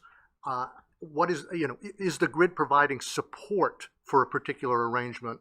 That should be a principle, I think, to give some consideration as to whether that's a basis to allocate costs. Is the arrangement causing costs? Is it creating impacts across the system, regardless of how you regard the quote-unquote use? Is it causing impact? Cost causation is already a well-recognized but-for notion of how to allocate costs. So I think we have the tools. It's just kind of resetting them and rethinking them a little bit differently in the context that we're facing today. Thank you. Stacy. Thank you. One thing I'd like to note that we as panelists have certainly been guilty of is using large load and data center synonymously. And I want to be careful because Bitcoin miners are also large loads and have a different impact and different load profile. So as we consider our terminology, we need to sort of be mindful of those types of distinctions. But to your question, Commissioner, PJM tried in the stakeholder process to address this issue, and it failed. Commission leadership is desperately needed on this issue, and it's needed now. The timing of this issue is before us. And if we take our typical 5 years to get this perfect, it will be too late. And so as we think about the need for regulatory certainty that is upon us, we have to keep it simple in terms of our basic fundamentals and ensure that if you are using the transmission system, if you are dependent upon it and reliant, and it is necessary for your configuration to operate, that you pay your fair share of costs. At some point, it really is that simple. It's very well said. Commissioner C, do you want to add anything or any other follow-up questions? No, I appreciate all those perspectives. I can turn the time over to Commissioner Chang. Commissioner. Great, thank you. Thank you, Chairman.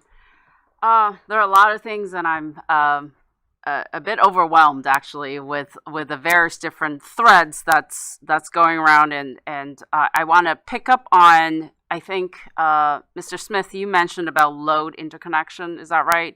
And it would be good to hear more about your thoughts about that. And in my mind, I still have this paradigm of like short term and long term. So when Mike talks about, we just need to connect just let the co-location of load and generation to go forward. To me, sometimes I think of that as like, okay, there are needs today and we might need to do something immediately, but there are longer term issues. And so maybe what you mentioned about load interconnection, and I think Mr. Johnson, you mentioned in your statement about maybe analyzing the system to think about where co-location would be beneficial versus not beneficial. Those, to me, are perhaps longer term. I'm just interested in all of your views about whether there are short-term things that we must do now, and then what are the things that you might be looking for, including as transmission owners. Stacy, if you could talk a little bit about, as a transmission owner, what are the longer-term standards that we need to set, tools that we don't yet have. I think Mr. Bressler talked about not having enough tools, or and Howard, you mentioned about tools analyzing the reliability impact. So I'm interested in sort of the short-term and long-term paradigm. And then I also noticed that we talked about both in the pre-filed comments and here as well, sort of the impact of withdrawing the injection, right? So if it's co-locating with the existing generator, we are reducing the injection. And so I'm interested in whether there needs to be an impact analysis, not just the existing analysis right now, but impact analysis, and whether there could be cost that would be implicated by withdrawing as opposed to injecting, right, additional injection. So I'm interested in that, probably from the ISO RTOs. And then the last thing, if we have time, is you mentioned, I'm not sure who mentioned this now, but that this is nothing new. And, you know, we've always had cogens serving co-located load. And I want to know more about, like, what lessons learned do we have from cogens in general, and the experience through that. Are they also like snowflakes where they're different in every situation, or do we have standards in the industry, or have we learned lessons from the cogen and now can be applicable to other sort of large load co-locating with generation? So with that. Thank you, Commissioner Chang. So I'll address your first question. I'll leave it to others to address the others. So in terms of short-term, long-term, you reference what I described as our load interconnection process, and a very light process it is. And part of my concern really stems from reliability, a concern for reliability. And for one, you could have a speculative nature. I don't know if we've seen that yet in New York, but I certainly believe that it could happen. And if through a lack of process will lead to greater speculation. And in turn, what might that mean to the reliability of the grid? So that alone is a concern in the short term for lack of process.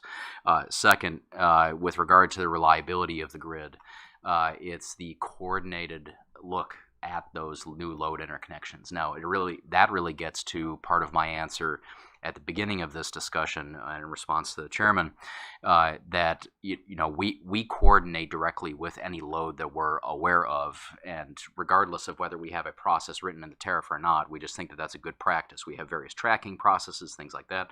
But the concern is from a reliability perspective. I believe Howard from NERC described this, that there are other aspects to be concerned about rather than just the megawatt balance, rather than just the accounting of the megawatts that impact the system. There's all kinds of different physics, basically, of the grid that could impact things. And again, without a sufficient process to consider that, it concerns me what impact ultimately that could have on reliability. That's basically both a short-term and a long-term concern. To me, the short-term versus long-term is based on the pace at which we're experiencing these new projects. How fast can they come up, and how quickly can we react to dealing with those? And then lastly, I'll just say that through a load interconnection process, a more robust load interconnection process, I believe that we would have, I would expect, we would have greater ability to plan the reliability of the system as a whole. So not just specifically to the interconnection, specifically to any given large load, but the reliability, in my case, for New York as a whole, and what it might mean to the supply mix, to the overall resource adequacy of the grid. How can I consider that?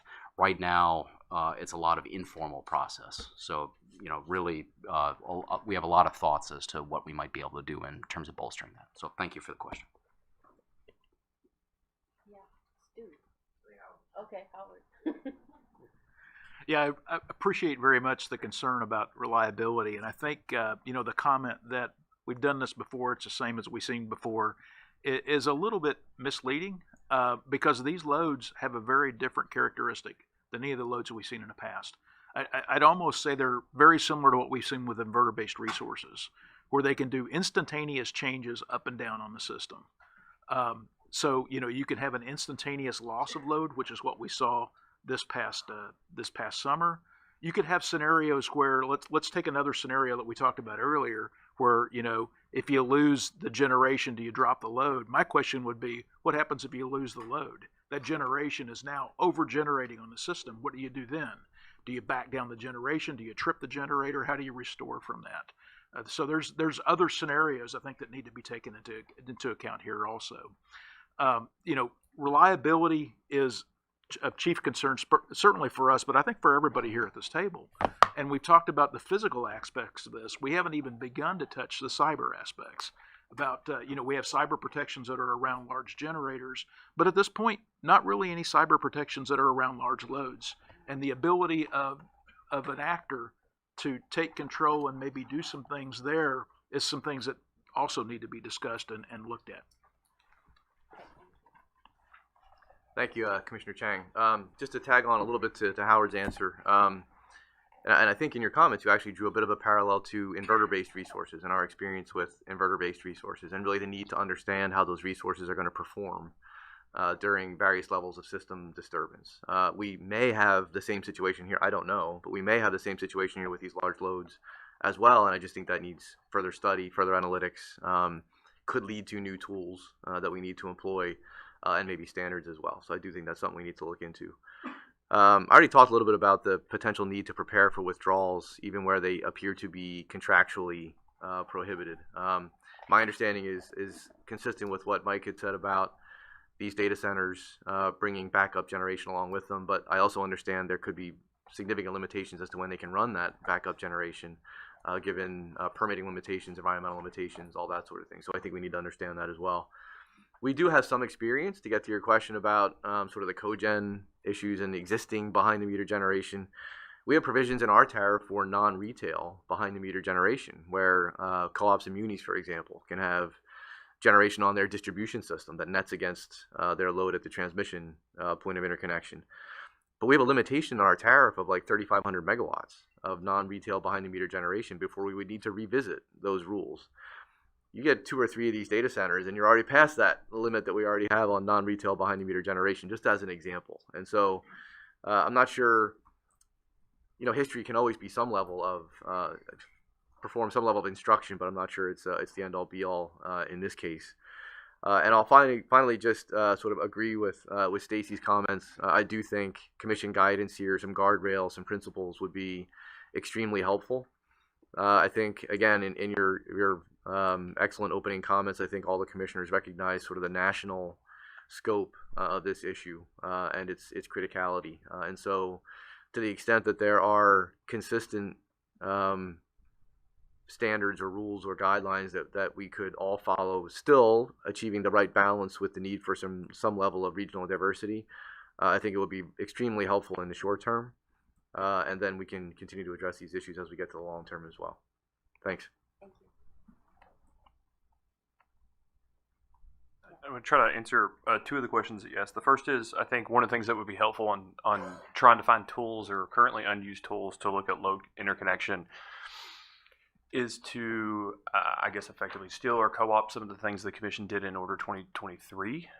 One of the things is I think the Commission should look at its requirements around heat maps and make sure that those are also going to be helpful and applicable for large loads. If the idea with the heat maps is to identify ahead of time and in sort of a public-facing way where generators can easily interconnect or where they may most efficiently be able to connect to the grid, the same would effectively apply to interconnecting customers. And the double benefit of that is not only does that current interconnecting customer probably going to be able to both itself more cheaply interconnect and probably more quickly interconnect, but insofar as it drives less network costs or network upgrades for them to connect, given current rate design and cost allocation, those customers wouldn't pay the entirety of the network upgrades anyways as a result of their interconnection. And so it's actually going to reduce, all else equal, everybody's rates. The second thing I would throw out there about the cogen and rate design on that front, I almost made it through an entire term at the Kentucky Commission without having to deal with the cogen issue. We had to issue an order in my very last week there. I would say the one takeaway is that I took away from that is how I sort of define cost shift nowadays. That just because a single customer takes an action and it results in other customers paying, for instance, a larger portion of the same size pie, doesn't mean that that's necessarily a cost shift. I consider it a cost shift when that customer is not paying the entirety of its cost, direct cost, directly attributable costs to serve it, and it's actually being able to subsidize those direct expenses or have it subsidized by other customers.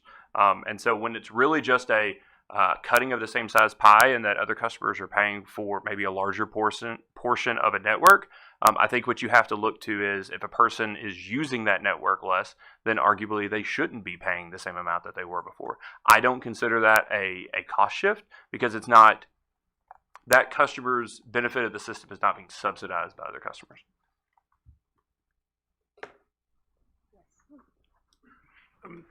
Just going on the long-term load issues, because I agree with what Stuart and Howard said. I think they are extremely legitimate issues. We have not seen these kind of loads, and understanding and studying what happens should they trip is a very legitimate issue. I just would remind the commission it's not a co-location issue. Whether the load is co-located or whether the load is in front of the meter, when it trips, it has the same effect. It puts us in an oversupply situation. Matter of fact, I would suggest in a co-location, you might have more tools because you might require the generator to trip as well and solve your problem. That could be an option they would agree to.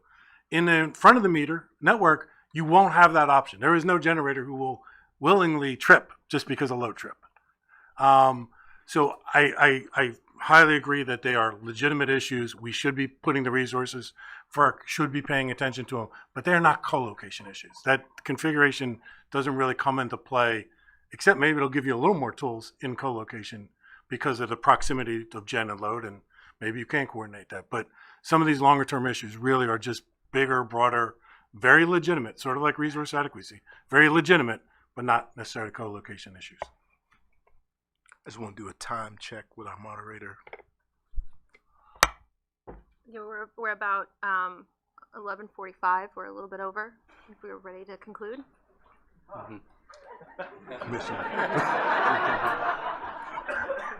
Commissioner. That's fine. All right. We want to allow you guys to have a little bit of a break. This was a valuable discussion, and that's why it went long. And there's more to talk about. We'll have more panelists to plow that ground. Turn it over to the moderator now to close us out. Yeah, thank you, Mr. Chairman. I just want to conclude by thanking our panelists once again. We really appreciate your participation this morning. We'll take maybe 35 minutes for lunch and reconvene at 12:15. 12:15. Thank you. If there's ever a day to invest in Phillips, it's today.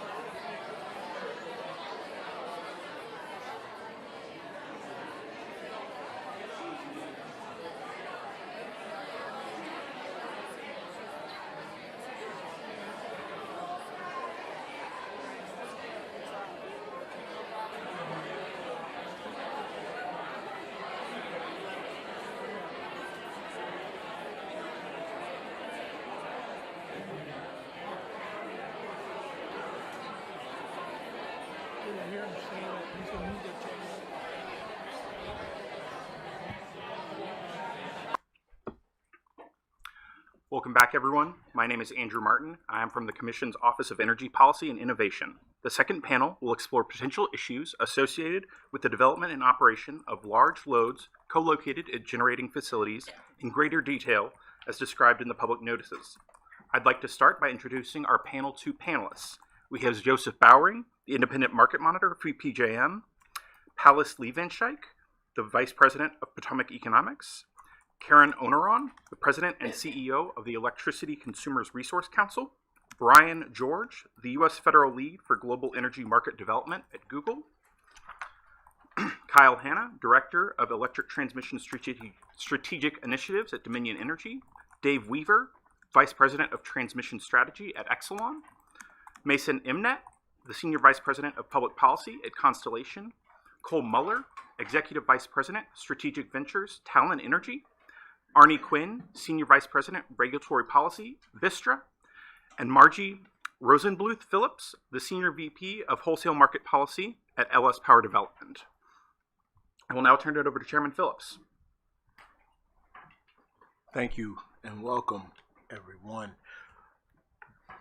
Diving right in, we've heard a lot this morning, especially when it comes from the perspective of RTOs, ISOs, and vertically integrated situations. We now have the opportunity to hear from some independent power producers, IPPs, who are around the table. And my question is this: can you talk a little bit about and share with everyone here and listening online, what do you think the opportunities and challenges are from the IPP perspective in particular? And if you could shed any light on reliability, I would appreciate that. And I'm looking at you, Ms. Phillips. You can start.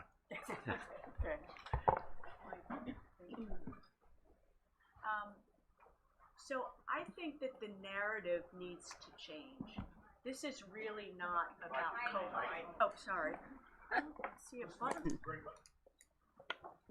Oh, am I on? No? Am I good? I think the narrative has to change. This is not a co-location problem. It is a resource adequacy problem. And what is driving it, and this goes to Commissioners Chang short and long term, what's driving the short term is the co-located load wants speed to access to generation. And that's what's driving it. And once that speed is not the critical driver, it's a good old-fashioned resource adequacy problem. And from our perspective, and I should say we're not nuclear, right? We have a gas portfolio. We've talked a lot of data centers. They're not really that price sensitive. So it's not about we don't want to pay retail, we don't want to do this. It's really about speed. And I think that your previous panel had some great observations. One is we recognize it may be time to reconsider ancillary services because typically they're applied to load. And it may be that it's particularly the instance where a load drops off and a generator interjects into the system. PJM doesn't plan for that. They do plan the other way for in terms of what happens if the generator trips off, but they don't plan on the load tripping off and the generator reacting. But that would require, when you think about it, a redesign of ancillary services because other generators rely on the system for balancing, such as renewables. So it may be, it may not be, it's a real opener, but we think that the generators should pay whatever it is that they are when they're relying on the grid.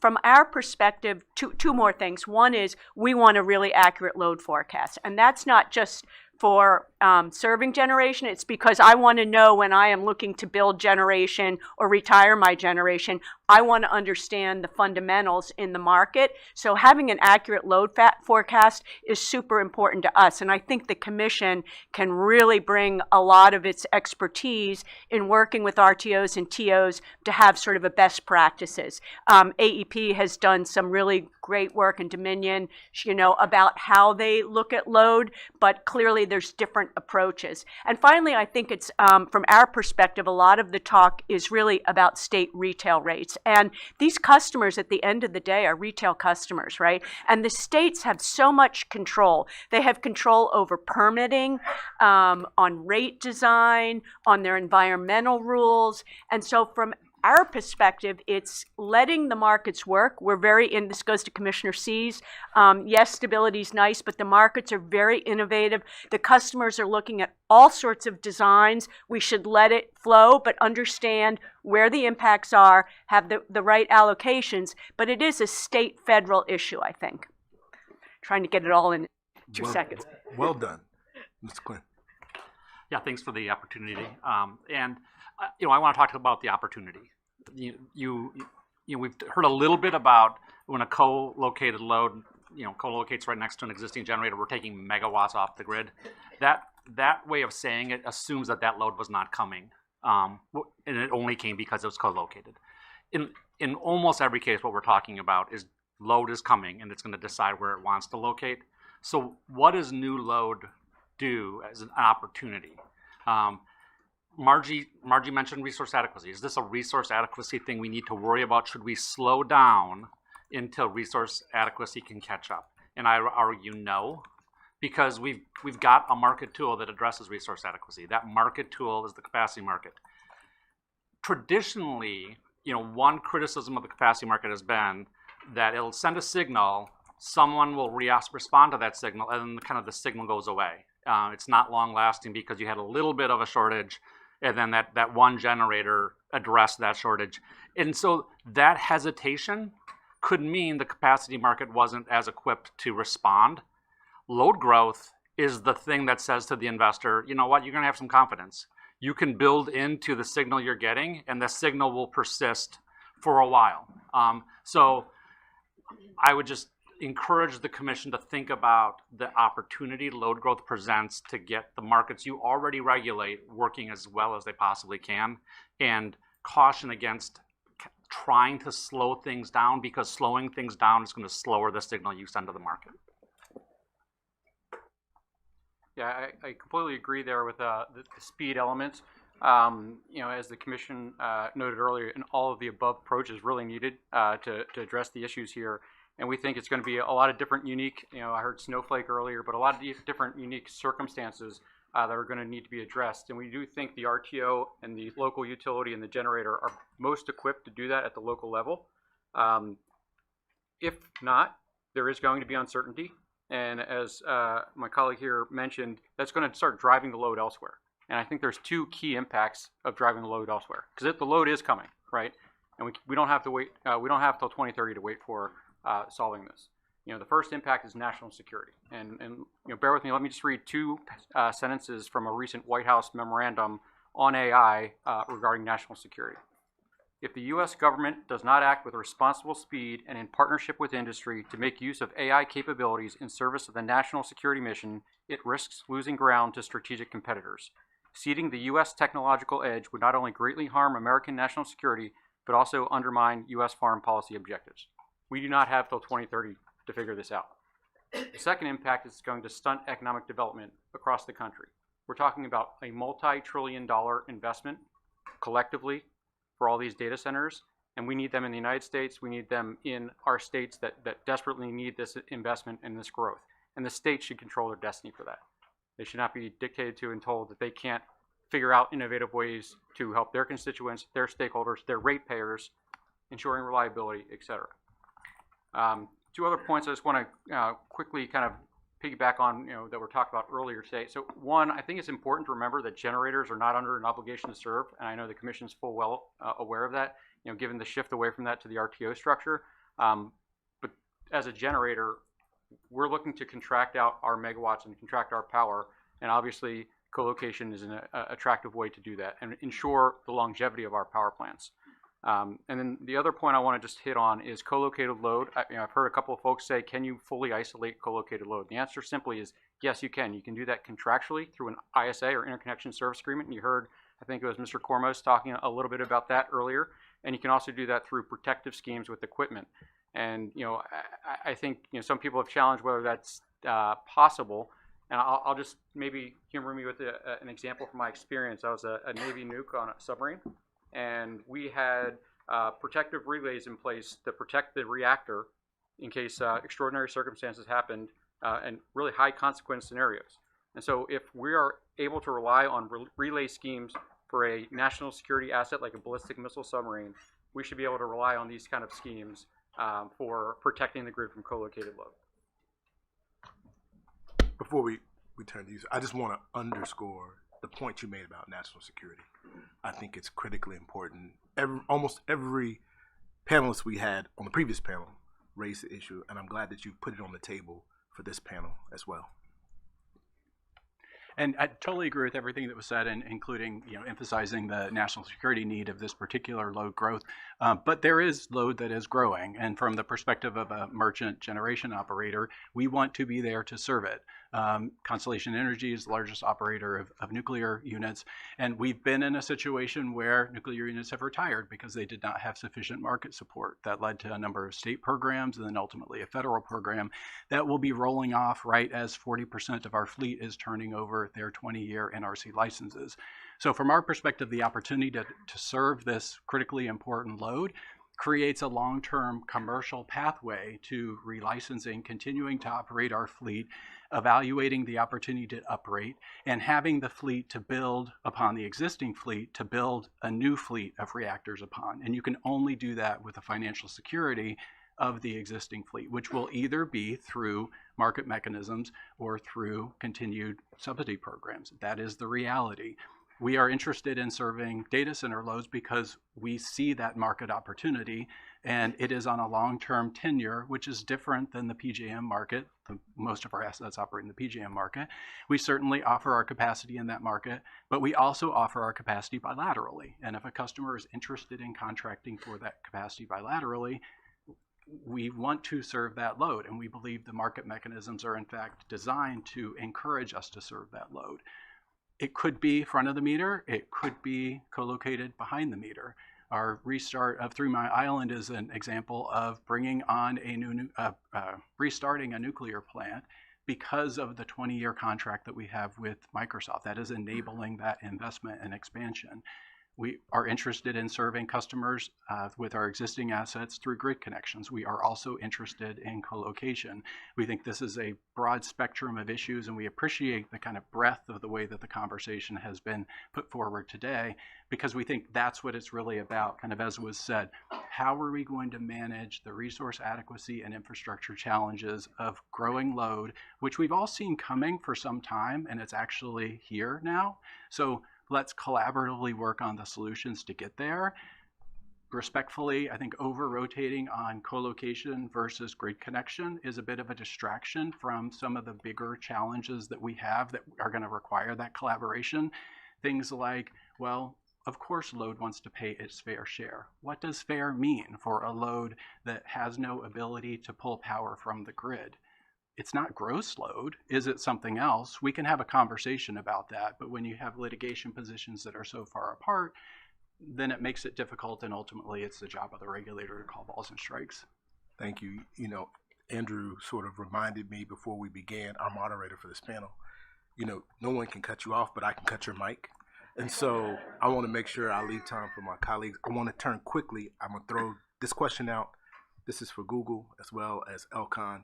Talk about large loads. Nobody knows how to do large loads better than Elcon does. Can you weigh in on this conversation, especially the issue about flexibility, and what are the benefits of large loads to the system? Yes, well, thank you for the question, Chairman. Yeah, we have been doing co-location for decades at this point through either combined heat and power. We have some that, we do take some services from the grid. Some of our facilities are completely islanded from the grid. I think that there are a lot of benefits in co-location and having perhaps excess power that we're not using. We're very, very bullish on demand response as well. We see that as a service that large load can provide. Responding to signals from our regulators to either back off or to perhaps, use our generation in emergency situations where we can curtail some of our operations to help with some of those shortages in resources. We just need to make sure a lot of the rules and regulations written back in the day about backup power and how that's compensated. One of my members said those were written on a typewriter, so we may need to, take a look at those tariffs and make sure that they're updated to really recognize, the situation we are, presented with now. And just a word, I have 2 words of caution. One is just to echo what we heard from Howard, and we also heard from Stacy, is large load is not a monolith. They act very differently. They have different requirements. Their operating characteristics are different. So when we do look at some of the challenges and the perhaps rules to mitigate any of those challenges, that we're not throwing everything into the same bucket. The second, that I would just say, as far as, we don't take co-location as our only solution. sometimes that is the best solution for us. We absolutely believe in a very strong grid, a wonderful market. So to the extent that we use the market and that we use, our transmission system, when we're going to turn away from that is when those are difficult, as Margie talked about, the timing, the resource adequacy. So to the extent that there are fixes, market fixes or transmission fixes, which I know you guys are working doggedly on, we want to continue to encourage that we're all using a grid. This is one tool in the toolbox. It's a very valuable tool, but ultimately we really want to be, working with our utilities and using the wonderful system that we have. Thank you. Mr. George. Yeah, thank you, Mr. Chairman, for the question, and thank you for acknowledging the national security points of where we are. I think we take that extremely seriously in our work, and we know that our adversaries are actively working against us right now, and so just appreciate your commitment to this. I would just add, I agree with everything that Karen has said. I would maybe just zoom out a second and co-location in the context that we're talking about it right now is really just a response to a market inadequacy, right? We're trying to figure out how we can get new loads onto the system in a way that meets our growth objectives. And so I think that is important because it's driven by the need to access the market. It is not driven by the need to avoid transmission and distribution infrastructure upgrade costs. We have been very clear for a long time that we will pay the fair share of those costs. That is no different today than it was 5 years ago. And so I think where we're going, right, if we're thinking about co-location, particularly in this context of front of the meter, right? It is really kind of our preference to see the grid planned in a way that meets our needs in collaboration with our utility partners, with our RTO partners, that it's baked into forecasts. We're sending resource adequacy signals. That is where we want to go. That is only as good as the information that supports it, right? Load forecasting. It is incredibly critical that we start to discipline the load forecast in a way that accurately represents the loads that companies like mine and our partners are bringing on to the system. And one way we have started to thinking about do this in Ohio, we actually put forward something we called a capacity commitment framework that ties our load and the pace of our load growth to effectively financial requirements to meet that. So that's something we ought to think about more broadly, and it's something we ought to think about introducing into the RTO planning processes. So at the end of the day, better load forecasts inform infrastructure planning, and it gives RTOs and grid operators more certainty to trigger the infrastructure that they need to meet our growth. That's a good thing. Thank you. I'll turn it over to Commissioner Christie. Thank you, Mr. Chairman. I want to address my questions to Mr. Hanna from Dominion. Dominion serves Data Center Alley in Virginia. You have probably more load coming from data centers than any LSC in the world. So let me ask you a couple questions about that arrangement. First of all, you have several nukes, as we know, North Anna, others. Those nukes were all paid for by customers through rate base, right? So, thank you, Commissioner Christie, and I appreciate the commissioners having me here today. Yes, you're correct. We are an operator of the largest data center market in the world, and yes, we do have a couple of units in our service territory that our ratepayers have paid for over the useful asset life. So, I mean, presumably you wouldn't be taking units that customers had paid for through rate base and putting them into a PPA arrangement, presumably. Well, I mean, Commissioner, I think co-located load is a valuable option. However, we've got to find proper rules that do it in a manner that ensures operational reliability to the grid. Mm-hmm. And we also have to maintain or enhance the capacity resource adequacy, which we've heard from some of the colleagues on this panel. Mm-hmm. And that's especially important during a time with explosive load growth. I mean, our service territory is growing at a clip of 5% year over year for the foreseeable future. And we're getting closer to the available capacity that's in the market. So yes, the resource adequacy is something that we are concerned about as a grid operator. It would have to be addressed by new generation, not taking ratepayer-paid nuclear units out of which customers have already paid for 40 years in Dominion, and putting them in PPAs, right? Yeah, I think, a co-located load with new generation looks a little bit different than co-located load with existing generation, Right. Precisely for the reason you just mentioned. And let me ask one more question, and I'll move on. So you have a retail franchise. You have a franchise that state of Virginia has given you, Commonwealth has given you. When you're serving data centers, they're retail customers. You're serving them through their class cost of service at a rate set by the Virginia State Corporation Commission, and you're charging them that rate. If a retail customer wants to take service from an independent generator that would come out of you, would that violate your franchise if they're not taking service from you at all? If they want to just get out of your service out of your service arrangement? Commissioner Christie, I'm a grid operator, engineer, and planner, and I don't know that I can fully answer your question. But yes, our data center customers in our service territory are retail customers. Right. Okay. All right. I'll stop it at that. Thank you, sir. Commissioner Rosner. Thank you very much. Just to sort of drill down, I think to follow up on some discussion we had last panel and what was said today, I think my question is, in this world where flexibility of large load seems really valuable, given the current really rapid increase in demand, the time that it takes to interconnect new supply to the system, the time it's taking to build needed transmission,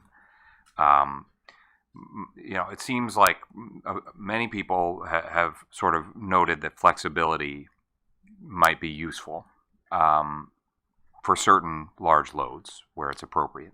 And so my question is, how do the Commission's policies and regulations need to change to allow the flexibility where appropriate, where it suits the need, the economics of the load, to sort of balance the reliability and resource adequacy concerns, if at all? I think, Mr. Weaver, you were first. Thank you, Commissioner Rosner, for the opportunity to be here today, to represent the issues and represent Exelon and the customers that we serve. And one thing I wanted to raise is that Exelon we're very excited about the opportunity to serve these loads because we do think that they're critical, they're important for not only onshoring national security but for economic development in our regions. And we recognize, and we have been public recognizing, that various arrangements are effective in serving these loads, right? So a co-location arrangement is a customer choice that comes before us, and we're supportive of that choice. But I think one of the things I want to make sure is clear is that, and I think folks have said it, is that the co-location arrangement isn't a new one. I think the challenge that we're seeing and why we're having this conversation is that we're not following necessarily the rules of the road as we go, and I think that's important in order to be able to make sure that we address the important issues of the resource adequacy and connecting these important customers. And so we got to stop with new language that isn't captured in our tariffs, and we need to stop with the non-conforming language. And I think two principles for us that are important to remember, and we've been talking about them, but from a standpoint of somebody who's been in system operations and planning for most of my career, it's really about the reliability piece, right? So these co-located loads represent anywhere from what we're seeing on our system is like 300 to a gigawatt of load. And we're seeing a lot of activity in one of our footprints in the Chicago area. And, we're working very hard to accommodate those, right? And I heard one of your speakers, panelists before, talk about heat maps, right? And we're putting together heat maps to facilitate and help identify locations where we can bring those loads on. But but reliability is a key premise here, because you're talking about up to a gigawatt of load, and if you look at one of our average size operating companies, it's like 6,400 megawatts of load, and so it's a significant impact. And we talk about special protection schemes and reliability studies, and is this is the unit on the grid, not on the grid? There's a number of potential reliability impacts and reliability studies that have to be performed, right? You've got not only the thermal flow issue that the protection's in place for, but you've got stability issues, transient, you've got short circuit issues, and all those things that have to be considered. So fundamentally, reliability, understanding of those connections. And then the other one that's really important is that the co-location arrangements are, those co-location are end-use load, they're end-use customer load, and they do rely on the grid being an end-use customer load. So if you think about it, if we lost the system tomorrow, heaven forbid, obviously that arrangement, that configuration couldn't exist, right? So it needs the network in order to exist. And so, the premise that we have there is that therefore, certainly those loads, like any other loads that are electrically connected to the grid, have responsibility for the services, whether it's the transmission investment that's been made to deliver these resources to load, whether it's transmission investment as we move forward in order to meet the NERC standards, whether it's the ancillary services, right? And we talked a little bit about that already, but you think about black start. We just talked about the blackout of the grid, right? If we have to restore the grid, everybody benefits from that, and the co-location arrangement needs that grid, and we need to have the black start resources, the emergency preparedness, so the drilling and the not only the black start resources themselves, but all the drilling and modeling that goes along with that, or regulation, right? So that load doesn't stay flat. It's not a fixed characteristic, right? That data center load, like any load, is variable, and so that changes. That actually does change the grid that's connected alongside, and so resources have to move, power flows move, voltages move, even locational marginal prices move. And so I think for us it really has been, I don't think we're just trying to make sure that, I think what we need from FERC is just clarity around following these rules, so that the customers that we serve, and sometimes it's disadvantaged customers that we're, a lot of the customers that we serve, are being fairly allocated. This is really a rates issue. It's not a technical issue, right? The co-location is a question of where the meter sits. It's not a matter of electrical connection to the grid. So the reason we spun this up in the first place was because we were concerned that those kinds of uses of the grid and what's required to maintain the stability of the grid is fairly paid for and covered. And so I think, to get back to your question, from my perspective, what we could really use is some clarity around the rules of the road, so that we don't have this exchange, and we don't have non-conforming agreements, and we don't have language that doesn't exist in the tariffs, and we're in a place where we're all handling and interconnecting these important loads in the same manner.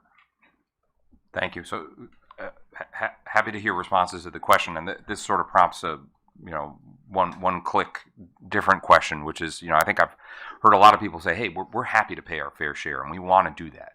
That seems like everybody's come here today and said that. And I guess I'll take answers to the previous question, or the question of, so what does the commission need to do to design transmission rate designs that are specific to these co-located loads, if anything? And I'll just continue the conversation past the mic. So I do think it is the rate piece of it is a state decision.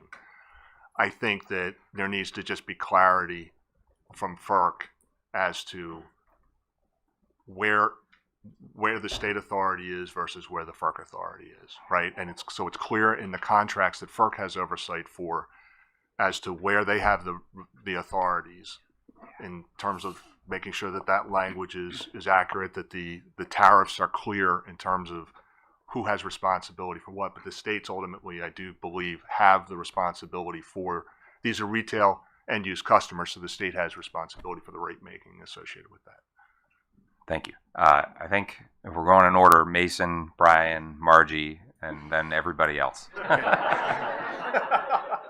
With an eye towards Matt. Matt, he's got the hook. Yeah, can I just? I'm not going to cut anything off yet, but let's just do a general ex parte reminder there. We came real close. Thanks. Yep, exactly. So I'll take those in kind of opposite order. Your first question was on flexibility, and where the response went was in a little bit of a different direction. So to kind of end up there, it's as I said before, they're embedded in commission principles around transmission rate design is you pay for what you use, right? And so there are existing tariffs in place which say you pay based on net usage of the system. I think questions are being put forward whether there is something unique about this load where that traditional rate-making principle does not apply. And there are many positions in docket before you going into the details of those with engineers on both sides laying them out. So I'd just say you have a record to be able to address those problems consistent in our view with traditional rate-making principles. On the flexibility question, I think this is really important for understanding the resource adequacy implications of the large loads coming to the system. EPRI has started a stakeholder process evaluating this exact question of how do we unlock flexibility of data center loads so that we understand, as the current resource adequacy framework is we're modeling out scenarios, identifying the dozens, maybe hundreds of hours where the supply stack is tight or transmission infrastructure is tight. It's not a day-to-day problem. Resource adequacy isn't. It's these really sticky points. And so how do we unlock the ability to identify those sticky points through a market mechanism, because that's what the RTOs are designed to do, so that then we can be communicating and interacting with our customers regardless of their configuration. If we have a PPA and it's grid delivered, it's still going to, it's the same amount of power that's being used, whether you're plugging the data center into our nuclear plant or you're plugging it into the grid. And so our interaction is going to need to understand what the delivery obligations are in relation to the broader grid. And right now, those market mechanisms do not exist. If it's a fully isolated co-location, we are required to delist our CIRs in the full volume of the co-located load. That means the grid cannot take advantage of that capacity, even if the customer is willing to make it available. There just is not a mechanism to be able to do that. We're hopeful that we can get there with the RTOs to unlock this. Part of it is technical, and the EPRI initiative will evaluate that. Part of it is the RTO market design, and we're really hoping we can get to those conversations because that's a much more impactful place to be in our mind. Thank you. And I would love to hear from the market monitors. Sorry to jump the line here, but I see both cards up. Dr. Bowering, I'd love to hear from you. And then. Thank you. Am I close enough to the mic? So we have a grid. And the grid provides reliable service, right? I mean, transmission generation, that's what it's there for. It already does all the things we're talking about. The question is, how are we going to deal with the growing question of reliability? But it does it right now. So the question is, why not rely on the existing model? I don't understand why we're talking about co-located load. I agree, co-located load is a distraction, not in the sense that my colleague from Constellation meant it, but it is a distraction. It's unnecessary, and I, again, apologize for agreeing with Margie, but but the issue is reliability. And at the moment, PJM is right on the edge. And talking about dumping or not dumping, adding 10 or 20,000 megawatts of load on a system that is already very tight doesn't make a lot of sense. So the question is, what's the problem? The problem's reliability. How do we deal with it? It's about expanding generation. PJM is taking some steps in the direction of expanding generation, but we need to do that. We need to figure out how to get resources to the front of the queue that can solve reliability issues. But also, and as Kent pointed out to me at a break, partly it's interesting. This is really only happening. These issues are arising in competitive markets, which is a good thing. That is, competitive markets are a good thing. Competitive markets have spurred innovation. They've spurred resource additions at least cost, and that's all a good thing. And I would just point out also on the national security question. Clearly, load has to be served. and clearly load has to be served as quick as it can be. The question is why has this co-location question come up? So it seems like there are three possibilities. One is to avoid costs. We hear that's not the case. One is speed to market. If it's speed to market, then, and if there's a policy reason to get those resources online faster than others, and I'm assuming it doesn't include Bitcoin, but does include other things, then that's a policy question. There's a way to do that. So speed to market can be handled if it needs to be handled directly. And as for revenues to support generators, that can be and is being handled, for example, in the TMI example, through a bilateral contract. That's not co-located load. That's through a bilateral contract. Revenues can be supported in that way. So it's really just to go back. It's about getting new generation on the system, and the question is why isn't the load? And I know my colleague here agrees with me. Why don't the big data centers bring gen with them? So TMI is an example of bringing gen that was not there anymore. Why not bring the gen with you? Why not figure out a way to finance a gen? It doesn't have to be co-located. It can be located even somewhere else in the system. And as was also pointed out this morning, some of these issues are very locational, so we can't forget the locational aspects as well. But to go all the way back to the question you asked that I don't think anybody addressed, or did a little bit on flexibility. Some of it has to do with the way that costs are allocated. The way that capacity costs, for example, are allocated in PJM at the moment does not match the way that the market actually is designed or works. Does not match where reliability occurs. And they're very complicated questions there, but the way that costs are allocated are key to providing incentives for flexibility. And Constellation early on in the stakeholder process proposed that, in my view, I know, I'm sorry to be excessively pejorative, but I will be slightly, sell the capacity twice. They wanted to sell it, keep the CIR, sell it to the behind the generator load, and sell it to PJM. That was rejected, I think, appropriately. The current model is for giving up the CRs, which I think if you're going to do co-located load, which again I don't think you should do, then that is the correct way to do it. So cost allocation on the flexibility, thinking about how demand side is really structured. I know that's kind of way beyond the co-located question, but that's the end of the first part. Thanks. Thank you very much, and Dr. Fencheek. Thanks for having me here today. So I think the question was about how to, commission policy to encourage flexibility where it's appropriate.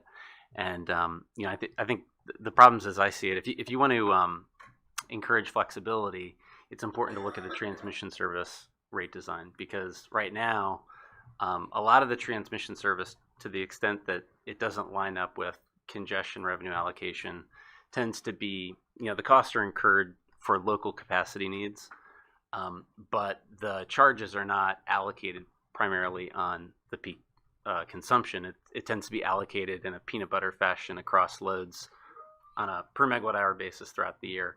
And that's something that sort of denies the benefits of that flexibility that's providing benefits to the system, but they're not able to capture those benefits because of the rate design.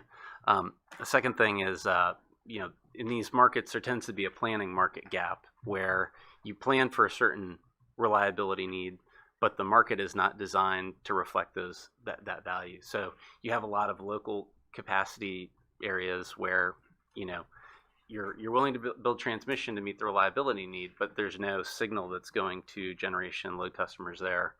And, I think that means that you're going to be building transmission for peak capacity needs, but I don't think transmission is usually the best, most cost-effective solution for a peaker.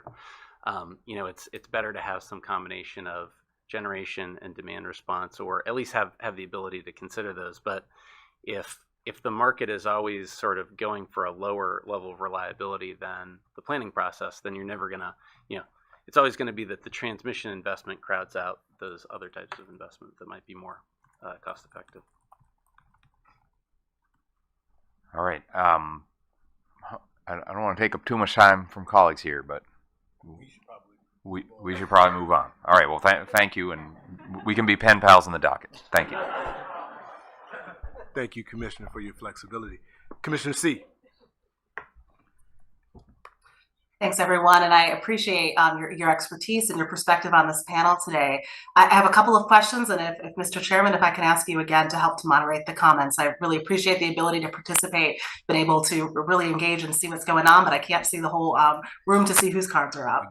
But one question I have is we have heard different variations today about the resource adequacy piece of this whole issue is a rising demand problem, not uniquely a co-location problem, and that's a point well taken.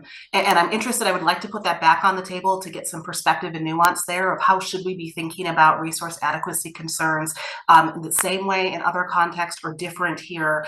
You know, I'm particularly interested in some of the different nuances we have in different configurations of moving existing generation behind the meter as opposed to allocating new or reopen generation, how we should be thinking in terms of loss of injection, same or different of how we think about retirements, both from kind of a practical consequences standpoint and a regulatory consequences standpoint, particularly because when we're in this area of resource adequacy, which is the state's responsibility, I'm interested to see how you would want us to be looking at it, you know, from a FERC perspective and also from a markets perspective when we have that deep interconnection that we've been talking about. We'll certainly talk about more throughout the rest of this conference today between differing jurisdictions. But I guess how should we be thinking about this resource adequacy piece the same in other contexts or different? And then any other nuance you all would like to add to that piece of the puzzle?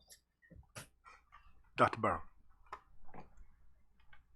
Yes, Commissioner, thanks for the question. So the resource adequacy is being addressed, as you know, through the PJM capacity market, and I will be very careful here, Counselor, to stay away from, if it's possible, to stay away from contested capacity market matters. I'm not sure if it is, but it is being addressed. It's many of those issues are currently in front of you, more will be, but I think the capacity market, the way it's working, is headed in the right direction. It's not perfect, but that is the right way to handle resource adequacy. The problem really is, or part of the problem is on the supply side.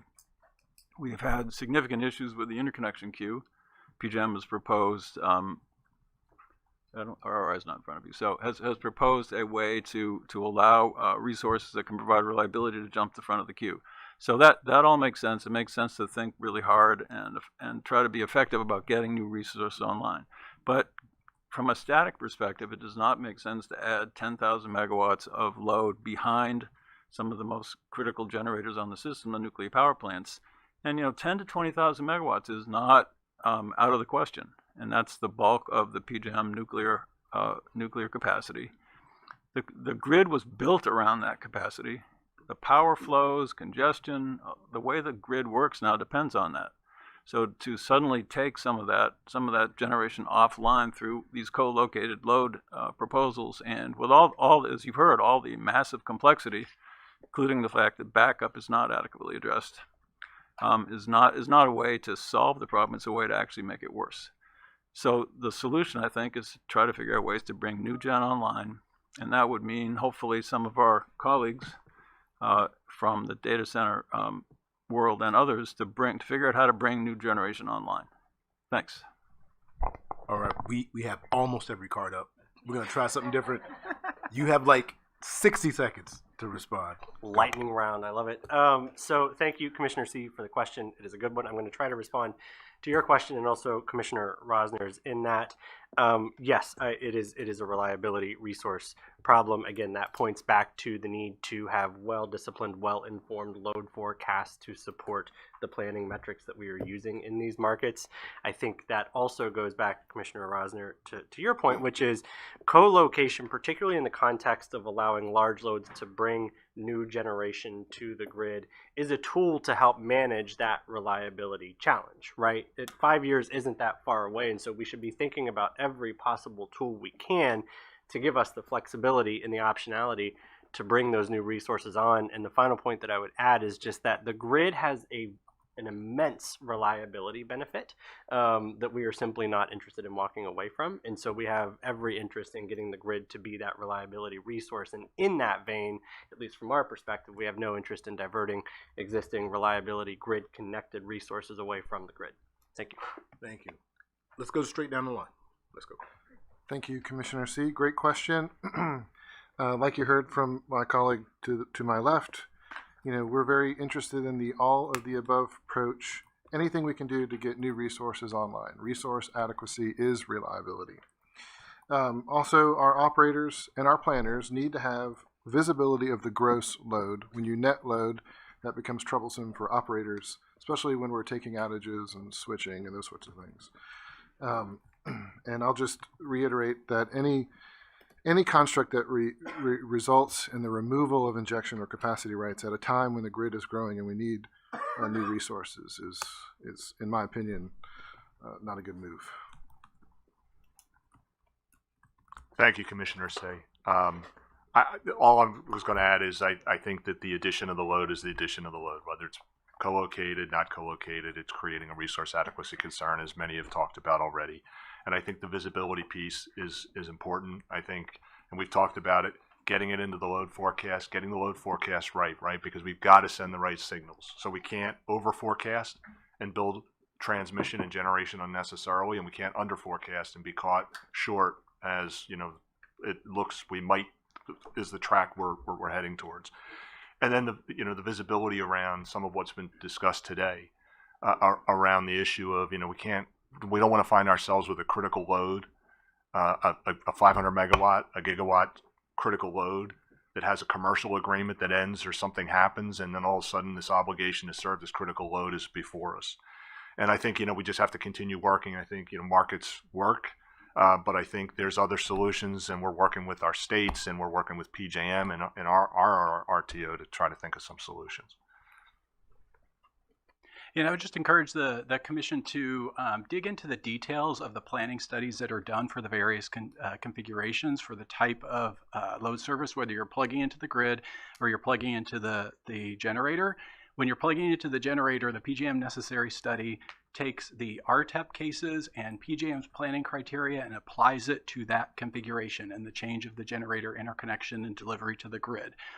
When our understanding, and the utilities can clarify this if we've got it wrong in our pleadings, but when that same data center plugs into the grid, the studies that are done are very local in nature. There is no regional consideration. That does not occur until the RTEP cases run in the following year, which is what you're seeing in Northern Virginia of lots of data centers signed up, only to find out several years later that there are several $1 billion of costs associated with it. So the notion that a co-located load is somehow invisible or moving forward without full reliability studies is just not factually correct. They are different studies, and the information works its way into RPM and the transmission planning process in different ways, but the information is flowing. I won't repeat what he just said, but look, we're hearing about the power system being set up to for the current generation configuration, and that's exactly why these studies are done. I heard earlier something about it's only done locally or inside the fence, and my experience is that's not the case, and it's exactly as Mason talked about, looking at the whole system, and we have experience actually paying for infrastructure that's outside of our service territory to upgrade. So it's much more broad view and scope, and I think that should be kept in mind. Thank you. So I think we've got to be very disciplined when we talk about the nature of the problem. There really is no difference between the data center locating across the street from a nuclear power plant and behind the meter of a nuclear power plant. The resource adequacy implications are identical. What we're talking about is essentially two things: speed, how fast does that happen, and two, whether we should have some mandate to make the new load bring their own generation. We don't ask any other class of load to bring their own generation. Some of the load growth that we're talking about are coming from state and national policies to electrify, for instance. We wouldn't say don't hook up a network of electric vehicle charging stations because we don't have resource adequacy to do that. We don't distinguish by load. What we do is we use the capacity market, as Joe mentioned, to solve this problem. And that is the vehicle and the opportunity. This load is the opportunity for us to use that market to get the new generation we need. We don't have to have someone bring it. The market will bring it. But what do we do in the short term? How do we address the speed? And Commissioner Rosner, this goes to your question. That is where I think we try to enhance the flexibility of the load that's coming on. We could do that through mandates, or I think that's going to become a quagmire. We could do it because we're going to be discriminating based on what I think what label I've put on you rather than what characteristics come out of it. It'd be much better to have market signals based on characteristics that we want. Just to reiterate something the previous panel said, not all load is the same. So for example, Bitcoin and some of the cryptocurrency, they're flexible. They'll get off the system. I say this wearing my C-Power demand response hat, owned by LS Power. But to go to the point is, like real estate location. Well, guess what, guys? In the capacity market, it's price, or cost. Right now, when you think about some of the data centers we've talked about, we were looking at taking a couple hundred megawatts off the system, completely disconnecting, then keeping another generator, keeping half of it on, half of it off. And by the way, there was a misstatement in the previous panel. If we did that energy that's on, we have to serve PJM first. It's recallable. So it's not like if you take half off and half on, it's not recallable. Just to level set that. But going back to cost, I'm just trying to give you a sense. So, right, we're taking a full generator off, we're taking another unit, half of it off, and the load, this load is building their own generation, because reliability is the name of the game for these, particularly the data centers. So they do, and also they do want to interconnect longer term in the grid. This really is about speed. They are taking a couple hundred megawatts each year. It's not like 500 megawatts coming on at one time. They are building up,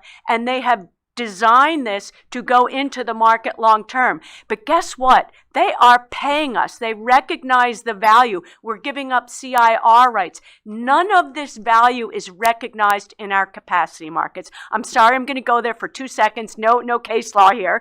But for years, we've been in excess, and there's been a big push to lower prices in the capacity market, push excess megawatts off the system, and now we're tight. And we have to have the market reflect that tightness, because, by the way, these data centers, they do understand the value and cost of electricity, and they're willing to pay for it. And if other customers aren't, that's going to create a long-term problem. Mr. Weaver, close us out. Thank you, Chair Phillips. I just wanted to say, first of all, I do think the co-location arrangements can help bring facilities to market quicker, right? If there's property located adjacent to the unit, it's close to an electrical connection point. We do have an example in Chicago where we have a data center that's going to connect to one of our existing substations because, fortunately, there's property nearby. And if the property wasn't nearby and it was near a transmission line, we'd have to build a substation interconnect. The one thing I did want to just respond on the necessary study is, I call it the tipping point, right? That you do a study, and we're seeing it. We've got some necessary studies within the Exelon footprint that are not identifying reliability issues. And you add one, you add the next, no reliability issues. You add the next, no reliability issues. And then the fourth one, there's $1 billion of transmission upgrade needed to accommodate all these loads. And, the concern being that when you get to that point, now that developer says, okay, well, I'm not going forward. But the next generator deactivation, the next megawatt of load addition as a result of electrification or other natural growth, is going to be responsible for that payment. And the other thing I just want to also call out is there are other reliability issues other than just with the unit being on system or off system. And I think the artificial island investment is a great one. LS built a $300 million greenfield transmission project to address stability issues at Artificial Island. That's a reliability issue when that unit is operating, not in an islanded, isolated mode. Interconnected, electrically connected to the grid, an investment was made that's paid by all customers for that reliability issue, regardless of any protection schemes that would have been in place for that unit at the time. So I just want to make that clarification. Thank you. Commissioner C., any other comments? No, thank you. I was hoping that would elicit some really thoughtful comments, and it certainly did. I also suspected it might take all of my time, and it also did. So, Mr. Chairman, I hand it back to you. Well played. Commissioner Chang. Thank you. I hear that the developers of data centers are willing to pay their fair share. So there's a lot of talk about I'm willing to pay for my fair share. But clearly, it's not clear what fair share means. And so someone had mentioned that the commission should set some clarity or provide some clarity. So this is open to everybody, but I would particularly like to hear from the market monitors about what can be done quickly, even though I hear your sort of the undesirable co-location from you, but if this is a reality, what are the things that we need to do to clarify the current rules of the road and the current tariff? And then what are the things that we must change? Because clearly this is not sufficient. Otherwise, we wouldn't be here today, right, talking about and debating this issue. I think there's something in the tariff that's not sufficient and that's not clearly addressing the issues at hand. So I want to hear more about what's the, if we take 2-3 years to, improve the market and redesign the tariff, and someone had mentioned fix the rate design, God forbid, what that will take. But what are those what's top of mind for you that needs to change, and what needs to be clarified today and what needs to change in the future? Right. So, first of all, I don't think co-located in the sense that Constellation means it rather than the way that Exelon means it is a fait accompli. We're at just the very tip of that, and that's really, to me, the key decision this commission has to make, as well as state commissions. Is that really going to go forward? If it does, then the immediate implication is, so that means you are not paying for the transmission system which you are using, contrary to what many have said. You are not paying for ancillary services, contrary to what many have said. Of course you are. Blackstar keeps the nuclear power plants on. The cranking paths for Blackstar resources are primarily directed towards nuclear power plants. So the idea that co-located load doesn't rely on Blackstar or other ancillary services is just non-realistic. So, the straightforward way to do it is to ensure that co-located load, regardless if it's allowed to be allegedly not connected to the grid, and of course, entirely disconnected from the grid, again, is not an accurate statement. It's a euphemism. It's clearly not correct. It is connected to the grid. Everything's connected to the grid. But if that's going to be the way we go, then they should simply be treated as transmission customers. They should pay transmission rates like everybody else and make the decision about what the most effective way to do it is. And just to correct one thing that somebody attributed to me, I was not saying anyone should be mandated to bring generation. I said it would be great if they did. I think it would be a good thing. It would be a good thing for the system. Of course, no load is going to be mandated to bring generation. So I hope I answered your question. Thank you. There are a lot of things that we need to do as soon as possible, and it's hard to pick out individual things. But the participation models at the ISOs are, I think can use a lot of enhancement in terms. There are things like the DER efforts, trying to create participation models that allow loads to reflect flexibility. But I think none of those are perfect, and I think there needs to be a continued enhancement over time to try to get right the value of the whatever curtailment services and to appropriately charge loads for their impact on capacity costs. The interconnection process is too slow. I think a lot of these arrangements are motivated not by an effort to avoid wholesale market charges, but really try to get to market quicker. And I think that reveals that all the effort that goes into speeding up the interconnection process is important, but then also maybe some of these large loads need a flexibility in the types of arrangements. Like, could they get instead of being a network firm customer, could they be a non-firm or partial non-firm? And that could come with it certain configuration requirements that make them truly non-firm or partially non-firm. But all those things are things that could enable some loads to get on the system quicker and to rely on backup services to the extent that they can provide that themselves. Then, I just reiterating, I know it sounds like a tall order to look at transmission cost design, but it's a large cost and it's getting larger over time. And I think that it's something that has to be dealt with, and it should be that, ISOs should be, there has to be some responsibility placed on ISOs to look at their transmission cost design and ensure that things are just and reasonable, that costs are being allocated to the drivers, and that means local capacity needs should be allocated to loads in those areas on peak, and that would allow flexible load customers to be able to help us to sort of move consumption away from peak periods onto periods where it's just low cost to serve those loads. So I think those are all important things to get moving on as soon as possible. Thank you for the question. I think I'd urge the Commission to think about the essential reliability services that the load benefits from. I know some of my colleagues here call them ancillary services. NERC and myself and others like to call them essential reliability services because they're essential to the reliable operation of the grid. Anytime we have a connection to the grid, even if you don't pull a megawatt from the grid, those entities benefit from those essential reliability services, and I urge that there be fair compensation for the services provided by the grid. Thank you. So I think this question has really been answered, as I mentioned before. I mean, the transmission pricing policy of the Commission is that you pay based on net usage of the system. And so if you have a customer that is co-located with a generator that has no physical ability to pull power from the system, at the same point of interconnection, you would net the service. Even if this was determined to be a transmission customer of the system, you would net the generation and the usage. It would be zero, and there would be zero transmission service charges. That would be fair under the current Commission's transmission pricing policy.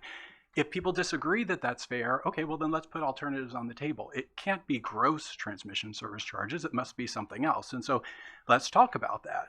The Commission, going back a decade, evaluated on the essential reliability services, Order 764, whether generators should be required to contribute to regulation capacity charges. This was primarily associated with wind and solar generation, which bounces around. It's variable. And so you could make a case that a nuclear unit that looks relatively flat on the system right now, if it has a co-located load and it is matching that load, it is serving it, on site, our interaction with the grid is going to look a little bit different. And so that would be the same question that the Commission answered over a decade ago of, okay, well, let's look at those essential reliability services and see if there's something that's changing in terms of the interaction of the generator with the grid, because that is the service that's being provided in the interaction. We are providing service to in a fully isolated co-location situation with a customer. We are matching their output. We are providing voltage and stability. We are installing equipment in order to maintain reliability. That customer is not relying on the grid. What we hear is, well, everything's connected and so therefore the load benefits. Well, what is that benefit? Let's get precise about it. Let's have the engineers evaluate it. We have done that in all the various dockets before the Commission, and ultimately you'll decide that question. But what I would kind of suggest is the Commission has evaluated this question. The Commission put forth guidance in Order 764 with respect to one of these ancillary services or essential reliability services. There is a model and a framework, and in the scheme of things, ultimately the Commission in that proceeding decided not to change things on a pro forma basis because the costs weren't that significant, and the regulatory burden of going through that entire process, both with respect to the RTOs and the Commission, outweighed the benefits of that. I would say on the black start question, kind of a similar, if black start is allocated on a load ratio basis, these loads would be a fraction, like 1/100% of the black start costs in a system like PJM. So we could go through a regulatory process to evaluate proper cost allocation to those loads. I do posit whether that's the best thing we should be focusing on right now, given these broader questions that we have to solve. Once again, I won't try to reiterate what Mason just said there, but I do think it's really instructive to break out the different types of charges that we're talking about here, right? There's broad buckets of transmission charge and then the ancillary services. And every time we keep talking about fair share, we kind of devolve back to ancillary services. And I say that because ancillary services are like 2% of the cost, right? So it's the tail wagging the dog. And so I think there is a reasonable place in debate on ancillary services. I may disagree with the position that you're using it whether you're pulling energy or not, but that, I think you get into some wonky conversations. I heard interesting earlier, but I would probably call it wonky. But that's for maybe a separate spot, because it's 2%, right? If you focus on the 98% of the transmission charge, or the transmission charge, which is 98% of the cost here, that is pulling energy from the grid and reserving capacity. And if you're a fully isolated co-located load, you're not doing that. And so paying your fair share means paying for what you draw from the grid in that broad 98% bucket. And I think that needs to be reflected in any kind of rate base or tariff as you guys think through that. Thank you. And I think I can keep this short. I agree with most of what's been said. Just to highlight, one, none of the data center or large load customers we talk to, are thinking about these costs as being the main driver of the economic value of those deals. So yes, there's absolutely a willingness to talk about fair share. And maybe we should revisit how we think about something like transmission charges or ancillary services charges. But just to pick up on what Mason said about, but it shouldn't be gross load. Well, why shouldn't it be gross load? Because right now we already have some co-location arrangements where loads have generators. Those generators will turn on at times to avoid, say, transmission charges. That can be very efficient. That can be a very efficient way to manage your load to avoid the need for additional infrastructure. So as we revisit this question, let's be very careful to not mute the signal for loads to do things that will limit the amount of infrastructure that needs to be built to maintain them. Great, thank you very much. Thank you, commissioners. Again, thank you to the panelists for appearing here today. Very thoughtful comments are greatly appreciated. Back to Mr. Moderator. Thank you, Mr. Chairman. We've reached the end of the time for our panel. So I'd like to conclude by thanking all of our panelists. We very much appreciate your attendance today. We will now take a 10-minute break and we will reconvene for the third panel at 1:40.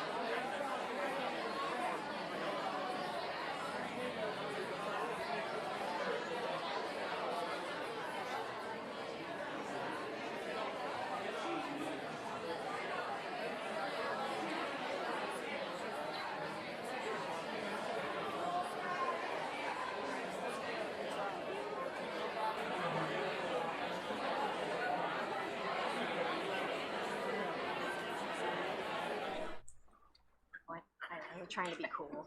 Welcome back, everyone. My name is Alex Mears, and I'm from the Commission's Office of Energy Market Regulation. We'll now begin today's third panel, which will be a roundtable with state public utility commissioners, consumer advocates, and other state representatives that will reflect on discussions in the first two panels, as well as explore issues pertaining to affordability, consumer impacts, environmental justice, state policy issues, and the interaction between state and federal jurisdiction, including how the Commission can best work with states on these emerging issues. I'd like to start by introducing our panel three panelists. We have Senator Katie Fry Hester from the Maryland State Senate, Chairman Emil C. Thompson of the Public Service Commission of the District of Columbia, Sarah Moskowitz, Executive Director of the Citizens Utility Board of Illinois, Commissioner Sarah Freeman of the Indiana Utility Regulatory Commission, and Chairman Stephen M. DeFrank of the Pennsylvania Public Utility Commission. I will now turn it over to Chairman Phillips to begin the Q&A. Thank you, Alex, and welcome to all the panelists here today. It's good to see good friends sitting around the table. We've heard a lot today about jurisdictional issues and questions, and there's no doubt that there are wholesale implications of co-located and large loads, and there are also retail implications as well. What I'm interested in, and this is just the heart, this goes to the core of the questions that we're dealing with, is how FERC and the states can work together and collaborate. And that's really the question I want to put on the table to all of you. I'd love to hear from everybody in whatever order you'd like to proceed.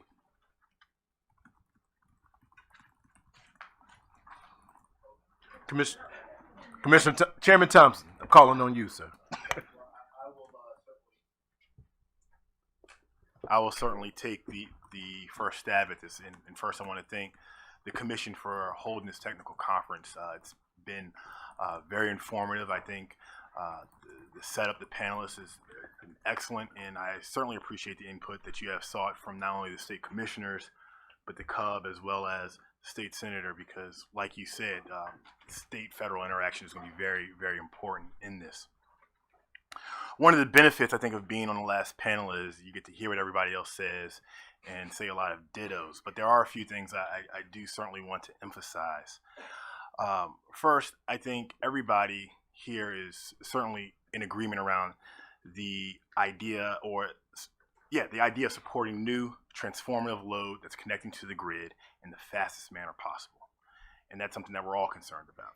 And whether that concern is because of economic reasons or national security, there are very valid concerns.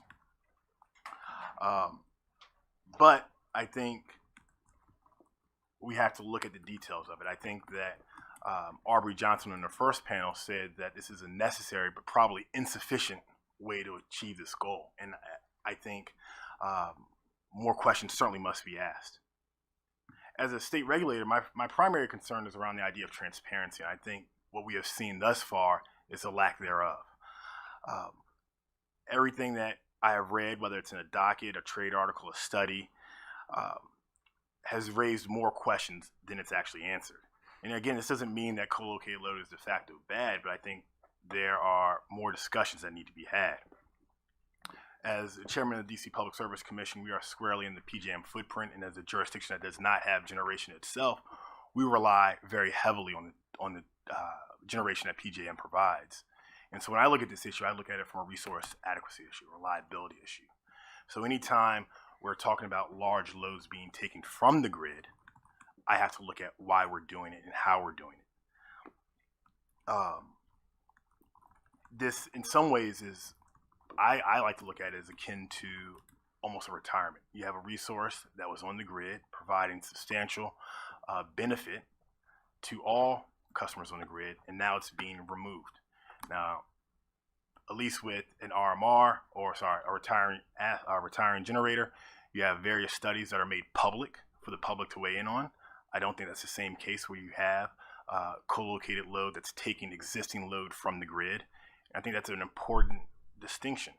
We're not talking about just co-located in a traditional sense, but we're now taking resources that were on the grid, and as Commissioner Christie talked about, that were paid for a lot of times with ratepayer, taxpayer money, and then being given to a load.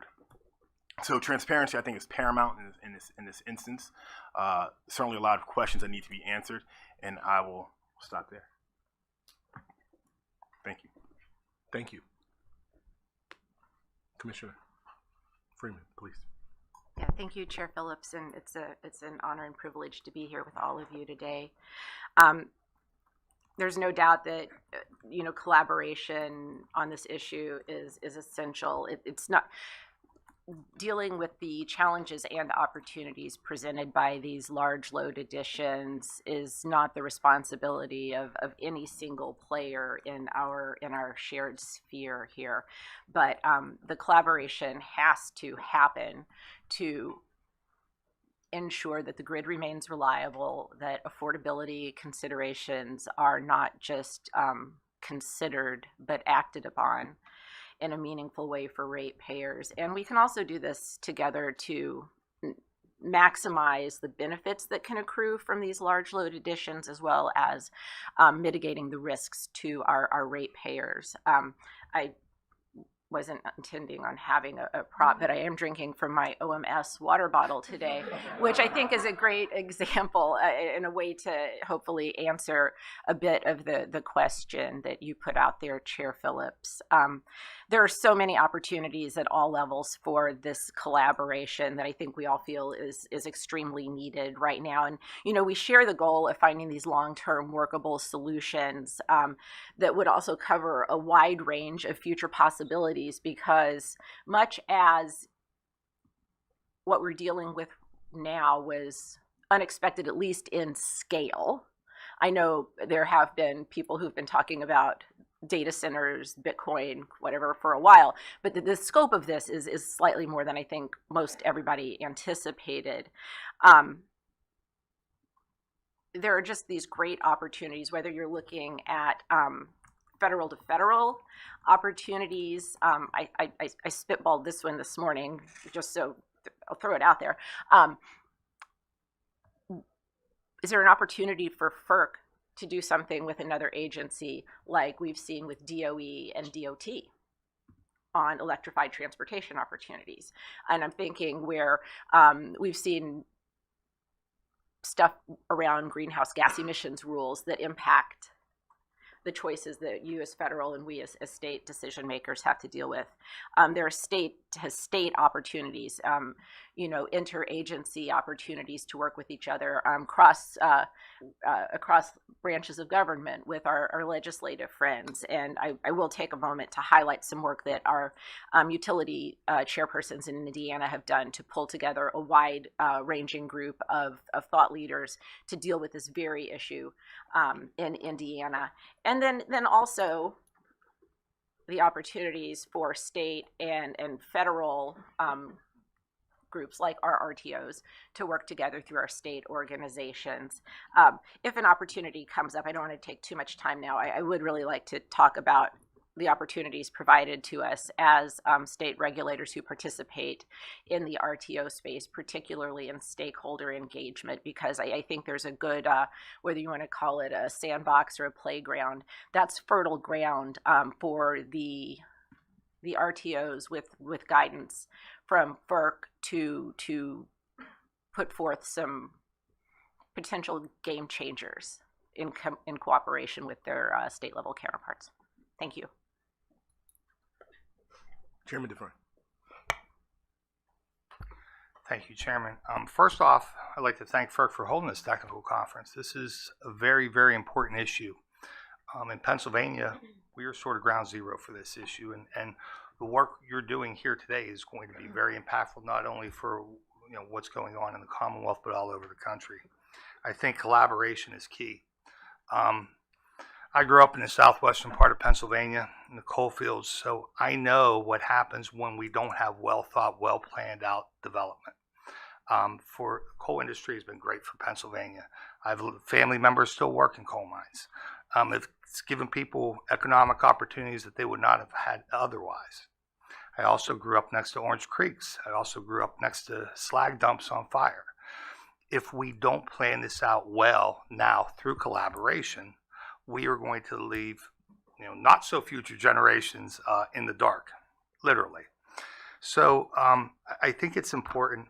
In Pennsylvania, we support data center location. We've passed legislation to support that. We like seeing that. The Commonwealth has a lot of resources available for data center location. We have tons of fresh water. We have excess electric capacity. And our geographic locations near much, 2/3 of the population of the United States, but more importantly, centrally located to key internet connection points in Northern Virginia, New York, and Columbus, Ohio. So we welcome it. We want it, but it's got to be done the right way, and we got to make sure that we protect existing ratepayers, and we also got to make sure, as Commissioner Freeman said, that folks are paying their fair share as well. Thank you. Before I move to Ms. Moskowitz, I want to underscore one thing that you mentioned. First of all, thank you so much for just putting a voice to the communities that are impacted, not just by co-location, not just by large load, but planning for the future. And I want to add to that and underscore that environmental justice communities, that is another concern that we need to keep top of mind as we move this conversation forward. So thank you so much for your comments. Yes, ma'am. Thank you, Chairman. Thank you, Chairman, and commissioners and staff and everybody for being here today. Ditto to what everybody just said, to quote Chairman Thompson. This has been a really illuminating and validating day for me. I kind of wish that I had been able to watch this conference when I was preparing for appearing on this conference. But I think I represent, I think I'm the only non-governmental person here, non-governmental consumer advocate representing residential and small business ratepayers in the state of Illinois. And Illinois is all in on data centers. Our governor is going to groundbreaking. This is happening in our state for a lot of good reasons. We have a lot of clean energy goals in our state that I think are very attractive to the kinds of entities that are interested in these developments. We've got space, we've got nukes, and I've been lobbied by a lot of different people about the issues at play and the issues that have been discussed today. And I'm not going to take a side in all of that, but I feel like my role here today is to underline a few things. First, that the decisions that we make here, both those of you on the commission and then a lot of the folks who are represented in the room today, will impact ratepayers, and they will impact vulnerable ratepayers who are already suffering. I've heard statements that a lot of what we're looking at today depends on who you ask and what lens you're viewing the issues through. And some people have presented information to me along the lines of, well, market prices have been suppressed.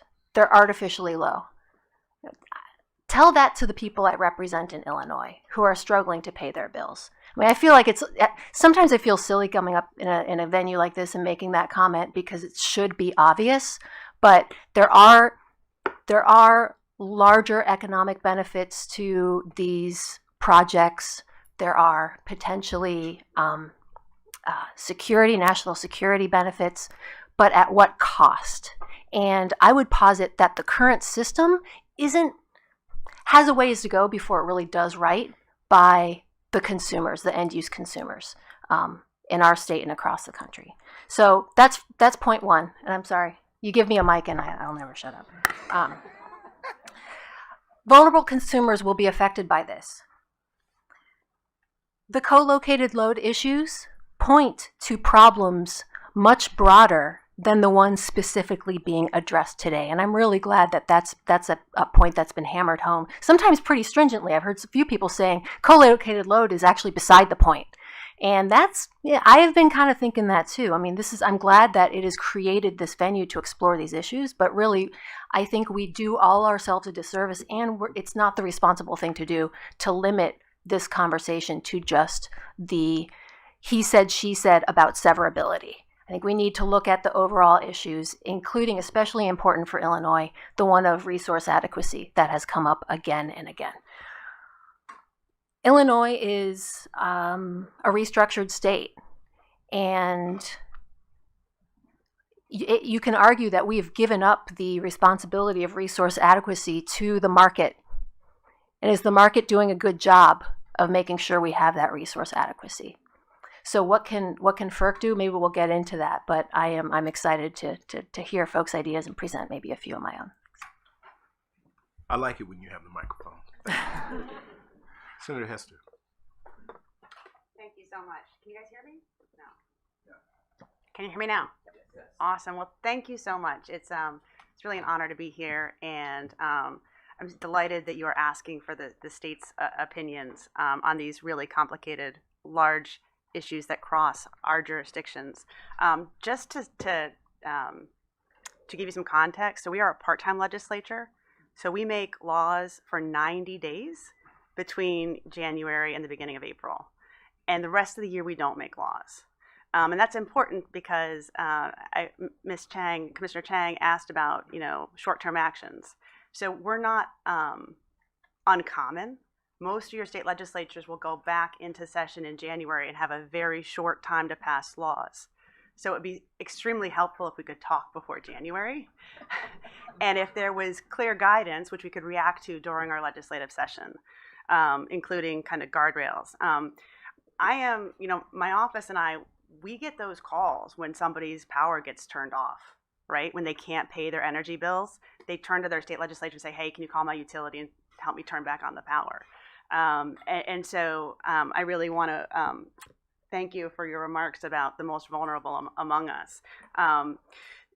In Maryland, we have had 2 dockets at our Public Service Commission, one that is focused on the co-location issues specifically, and a second upcoming on resource adequacy.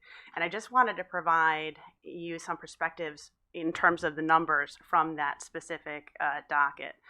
For context, in Maryland, we have at Calvert Cliffs, our nuclear generator, it's 1,700 megawatts, 40% of Maryland's generation.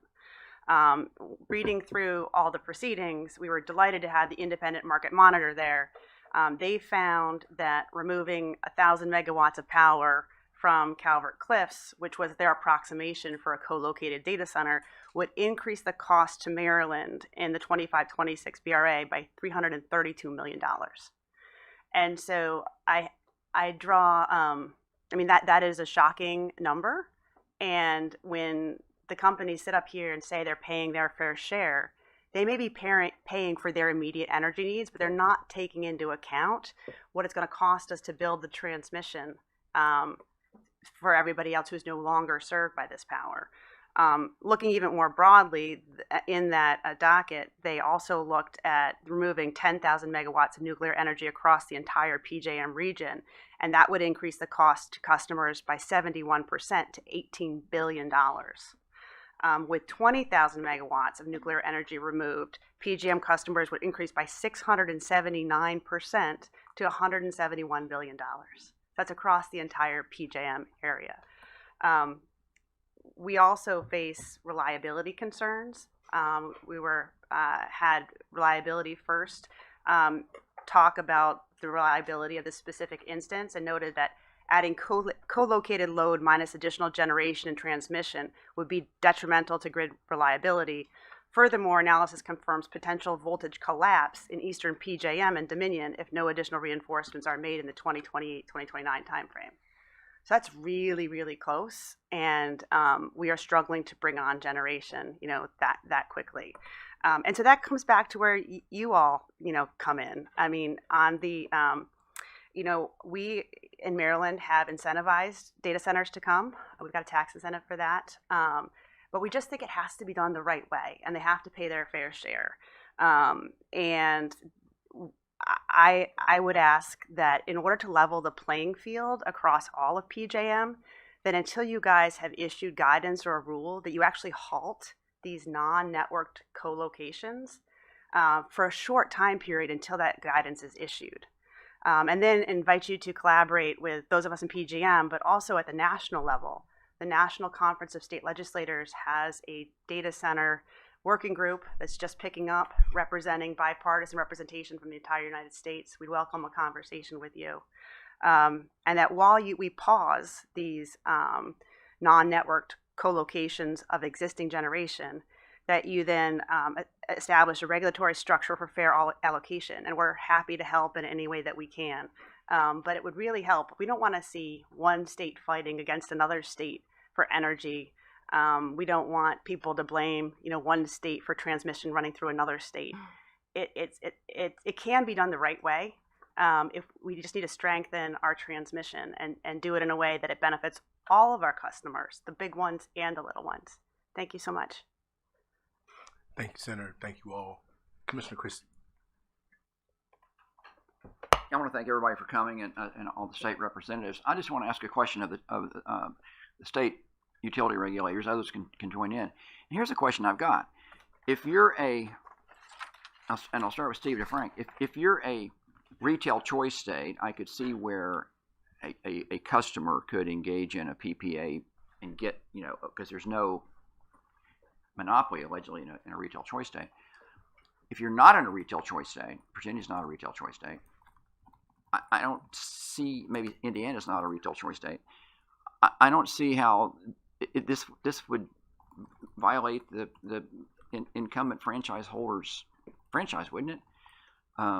That's just asking a question about how this would apply in a retail choice state versus a non-retail choice state. Thank you for the question, Commissioner, and I agree. We are a restructured state, and it is a little different for us. I would view these transactions as a retail transaction, though. I mean, this isn't a pass-through. They're not putting power further out. So that is an end user. This data center is an end user. They're using that power. I think we have things in Pennsylvania to change to address that.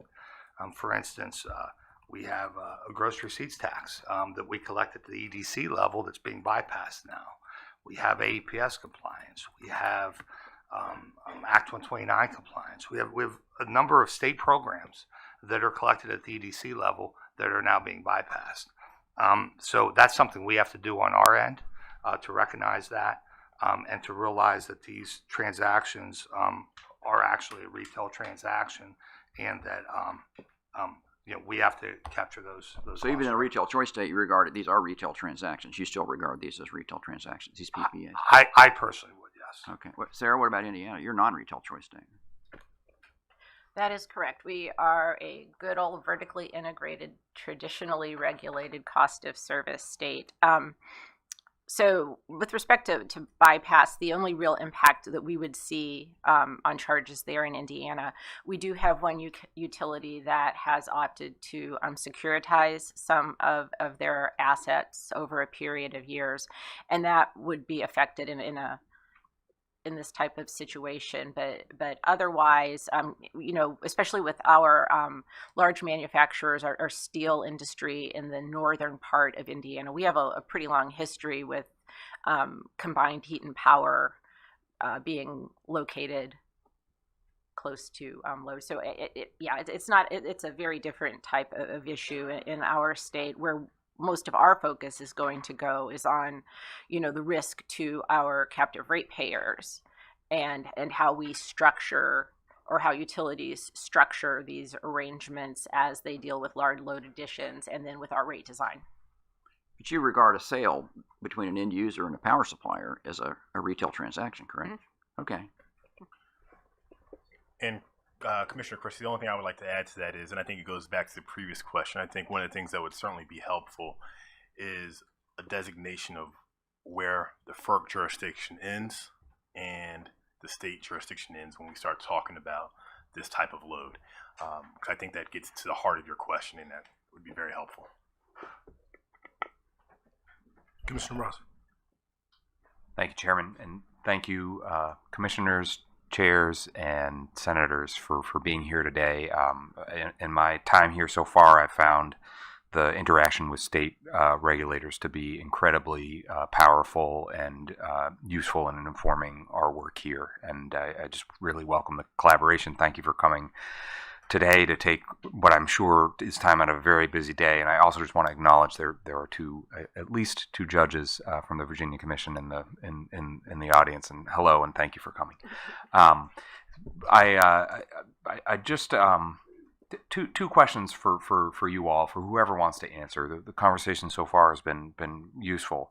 For those thinking about this in your states, and it might not be all of you, but are there any parallels to thinking that you've done at the state level to make sure that, for example, residential ratepayers are not affected by these large loads in ways that are unfair? And then the other question I have is there experience from other types of behind the meter generation policy, those rates that you've designed for those things that might offer us some lessons learned or parallels? I don't know the answer to either of those questions, but I'm sure you have lots of experience. So thank you very much. And I don't know who went first, so we'll just go from my left. So Commissioner Freeman. Yeah, thank you, Commissioner Rosner, for that question. Indiana has dealt with a similar situation as, again, with our large manufacturers and steel industries in the northern part of the state. We've crafted separate tariffs for those customers to kind of siphon off their load to protect our residential ratepayers. It's not exactly going to play out the same as it would with a large load addition from a hyperscaler like a data center, though, because at present, I'm going to qualify that, at present, it would not, simply because we don't know yet what types of load flexibility we're going to fully see from data centers, and it depends on the type of data center too.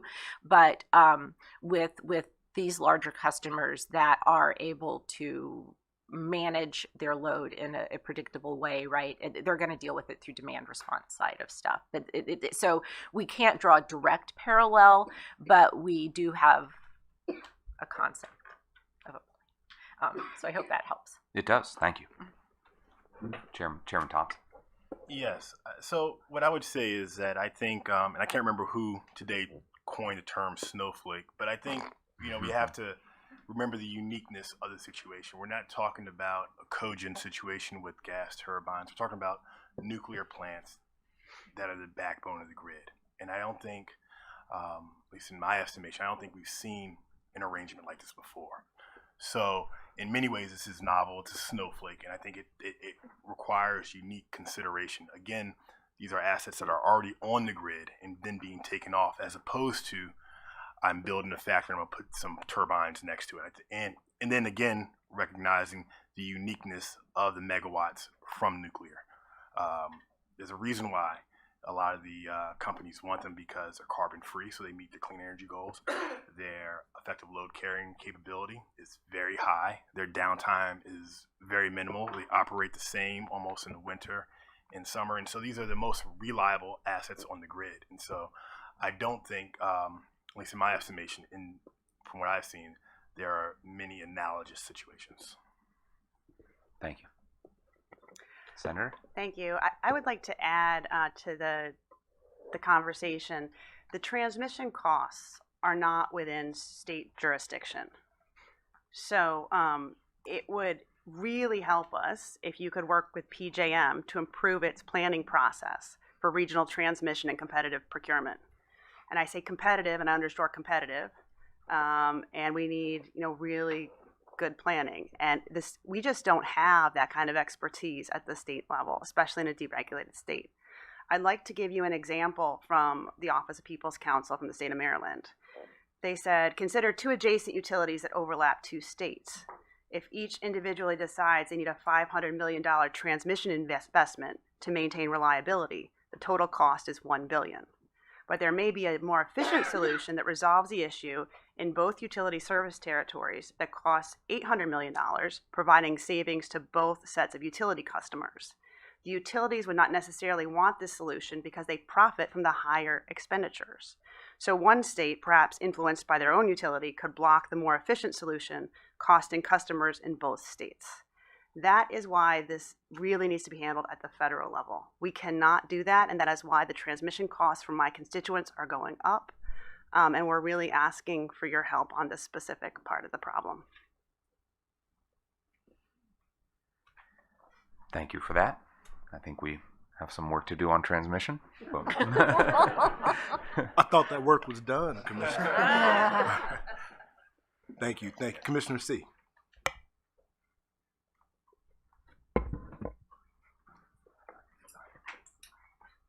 Thank you all, and thank you all for being here. I think especially a conversation like today really highlights, I think the state perspective is always incredibly important, but an issue like this, so many of these questions, it's been coming up throughout the day that we have this intersection between the state and the federal role. So I'm really grateful for your time and perspective being here today.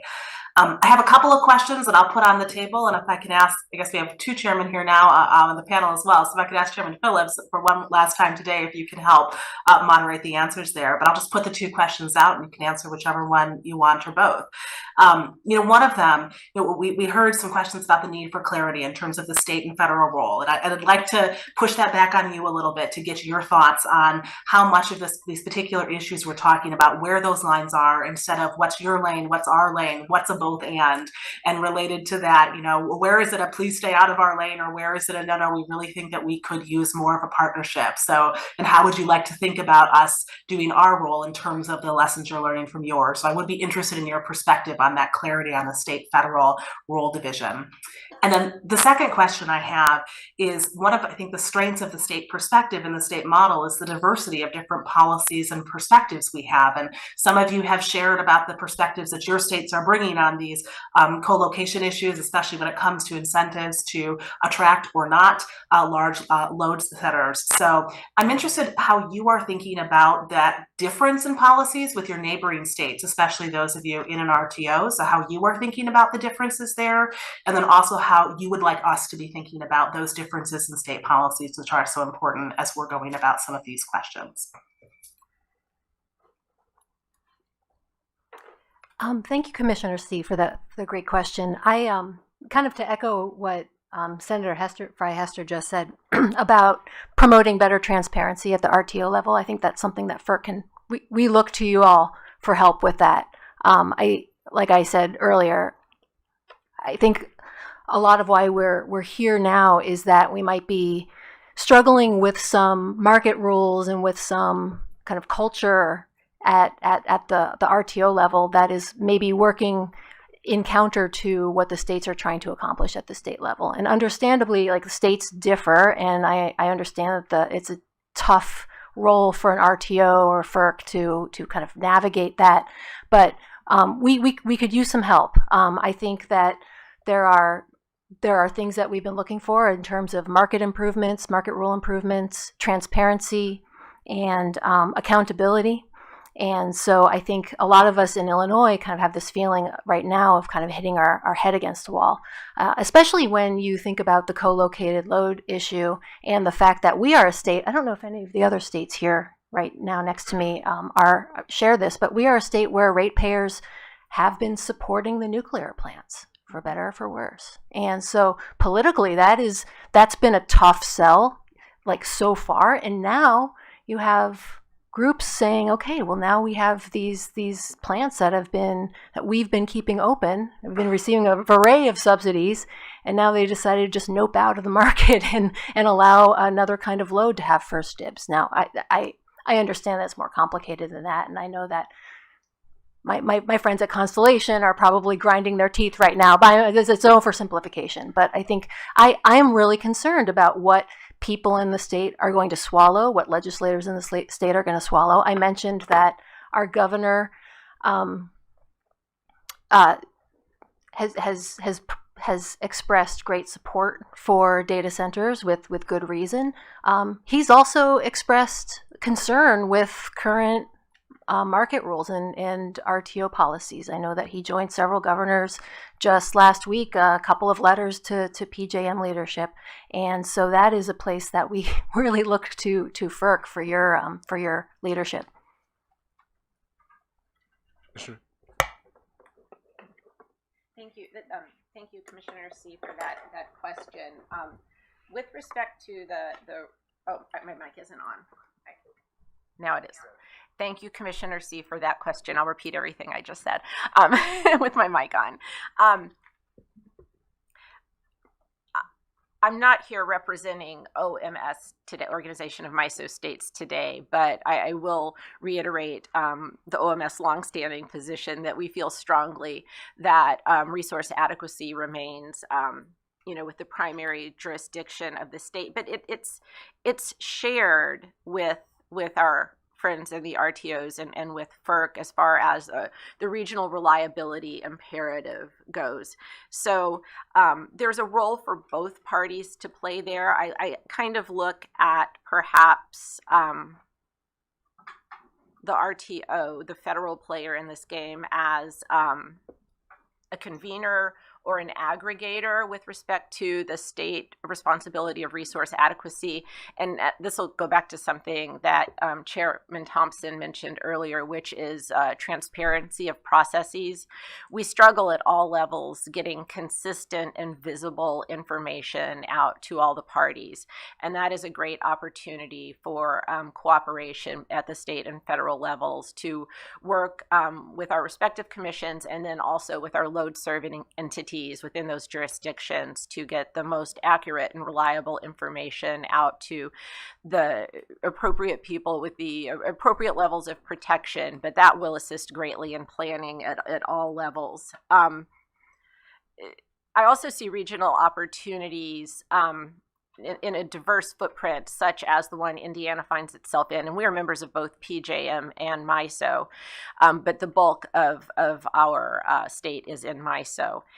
And there are some just great regional opportunities when you look at the diversity of resources in that footprint, right? Indiana is a state without any type of renewable standard or carbon goals. Minnesota is the opposite.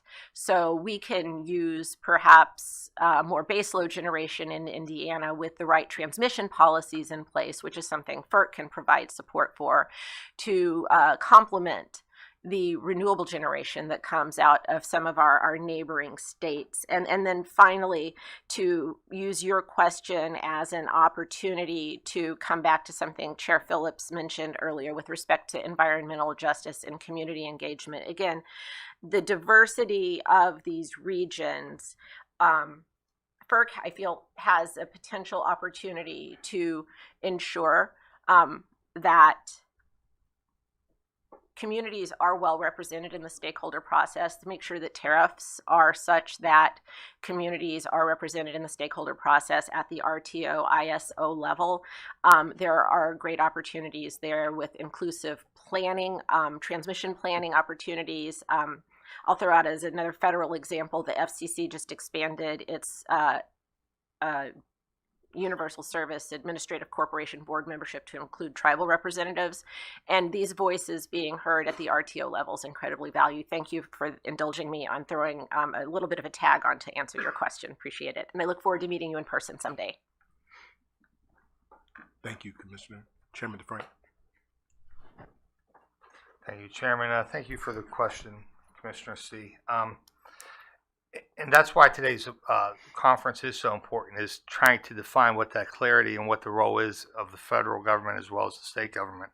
I do agree with Senator Fry Hester there that we have to make sure that there's sort of an even playing field and we don't have one state competing against another. However, I do believe coming as a state commissioner in a restructured state, as my good friend Emil talked about earlier, there does need to be some transparency here, so we know what's going on. I mean, one of the cases in Pennsylvania right now, I mean, the entity went directly to PJM, and we sort of found out about it.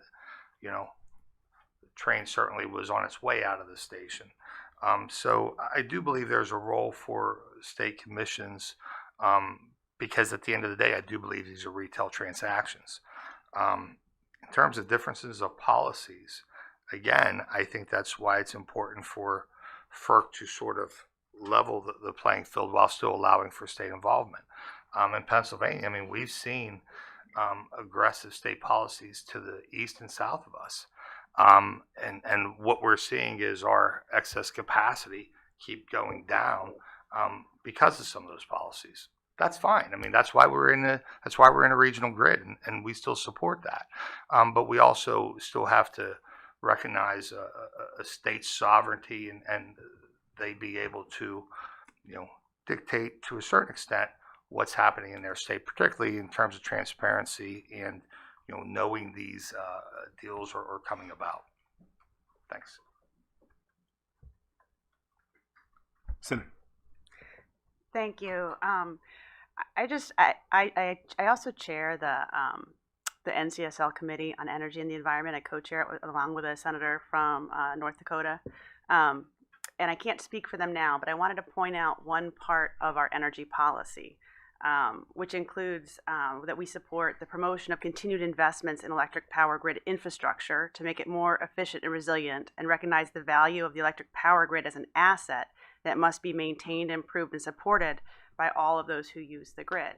And so this is what the states want the federal energy policy to be. We want a strong grid. It's a nonpartisan issue. And so when we're thinking about the issue of national security, absolutely we should be a leader in artificial intelligence. But to do that, we have to have a strong grid.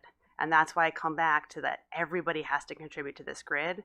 And so to the extent that you guys, whatever you could do, to help us build a stronger grid in the near term would be much appreciated. Thank you. Thank you for that comment. Chairman Thompson. Yes, just very briefly, and really to your first question, Commissioner C. I think we've heard a lot of discussion today about whether or not the co-located load is connected to the grid, right? So I think when you start looking at drawing the lines, really trying to figure out whether or not it's connected to the grid, what services are being taken from the grid to make sure that those costs are appropriately allocated. I would also, I think Senator Hester gave a few examples of possible costs that would occur if certain assets are taken off of the grid, right?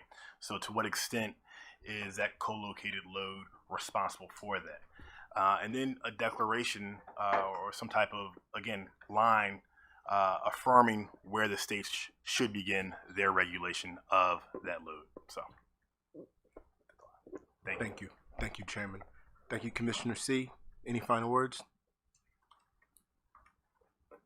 Nothing more from me. Thank you all. I appreciate that. I will just add that you are a trooper. I think you're more effective with COVID than I am without. So thank you. Thank you so much. Commissioner Chang. Thank you. I was struck by several of you saying that this is retail service, and I would like to hear a little bit more about that, and also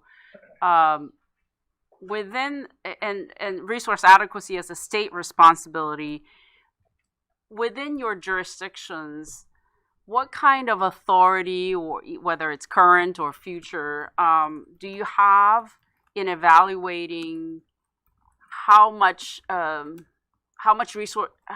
impact of co-location of load and generation would be on resource adequacy, and how you might inspire co-located or load in general to bring generation to meet resource adequacy? I'd like to hear a little bit more about that. And Senator, you had mentioned to ask FERC to halt sort of non-networked co-location, and then think more about the tariff structure, and sort of gets to me to what I earlier said, sort of like what are the longer term or maybe shorter term, because we have to halt. And then can you drill down a little bit more? Are there specific things that you feel like needs to be done immediately before we can allow co-location? Have you given that more thought? So those are my two questions. Thank you. I will do my best to answer your second question, which you directed at me. In terms of the halt, it has to do with leveling the playing field. So like we are all in this network together, and the energy flows where it can, unless there's constraints. And so the halt would be only those non-networked co-located loads that are not contributing to the regional grid. And I would say just push. I don't know what that looks like. I mean, I'm do this part-time. But just give yourself a chance to make the rules of the road that will go through all of our states, so that whether a data center is located in Pennsylvania, Maryland, or Virginia, they still have to pay for the national asset that is our grid. It's very high level, but I'm thinking, just however long you need to study it. Force yourself to do it in like 6 weeks, and halt it during that point.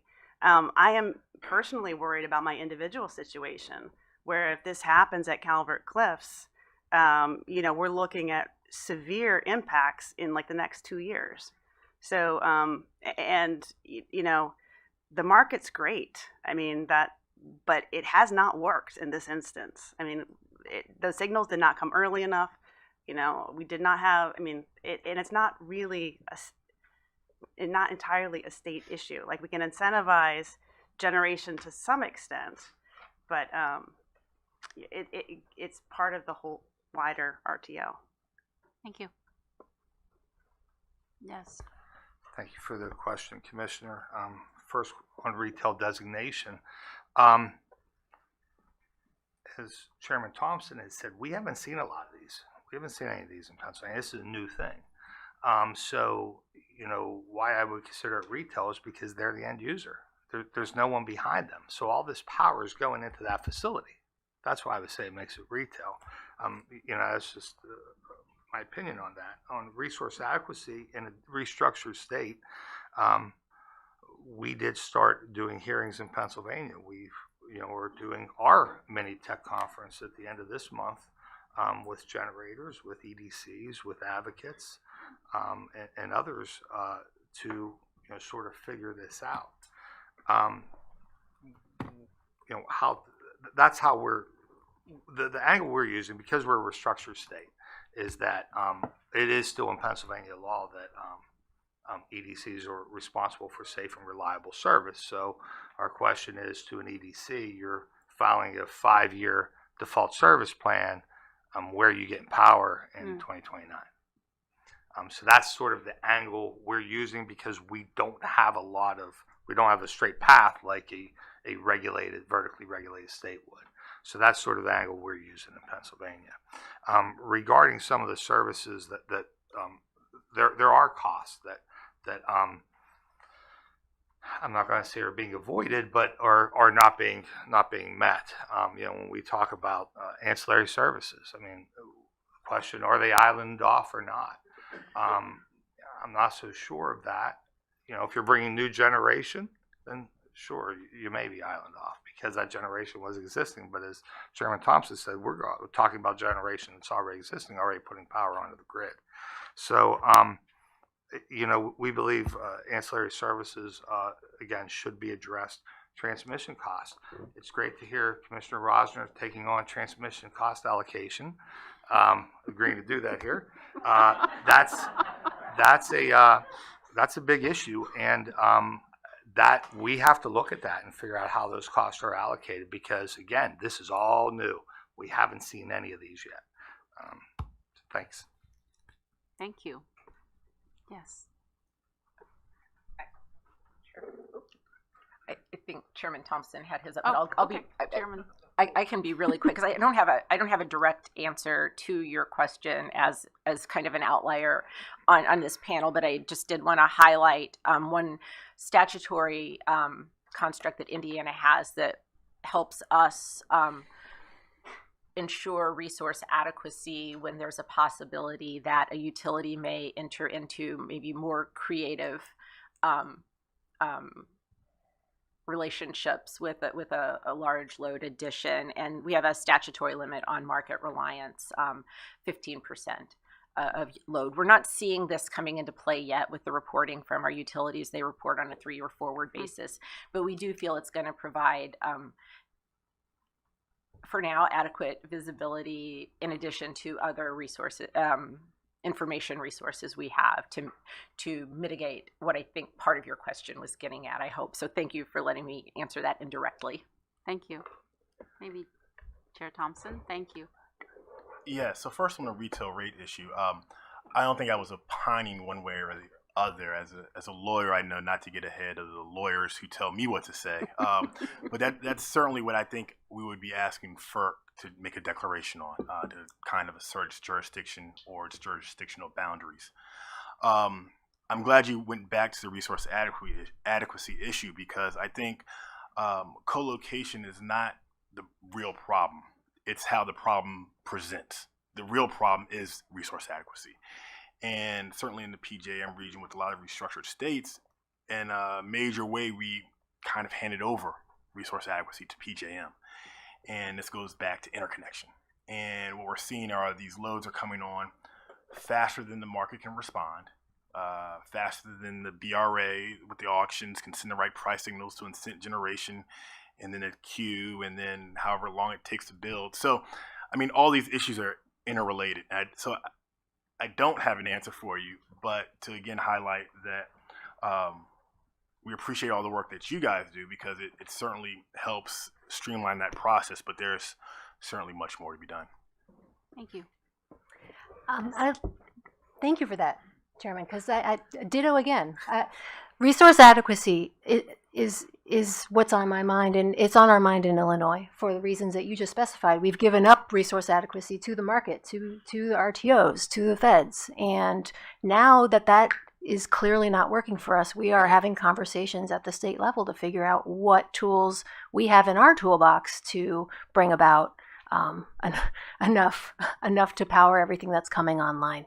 And we would love to expand that conversation and have you all there to help us form our state level policies to kind of try and fill in those gaps. But setting that aside, there are things that we can look at, including load flexibility. Is a huge one for me. I'm glad it's been mentioned. I wanted to mention again because, my understanding is that there's not much ability for data centers to capitalize on flexibility as things currently stand. And I've heard differing opinions on whether these loads are even capable of flexibility. So I would love to maybe have maybe half a day session to talk through some of that and talk about what are the barriers to tapping into that perk for these loads. Because as Senator from Maryland said, these loads are benefiting from the grid.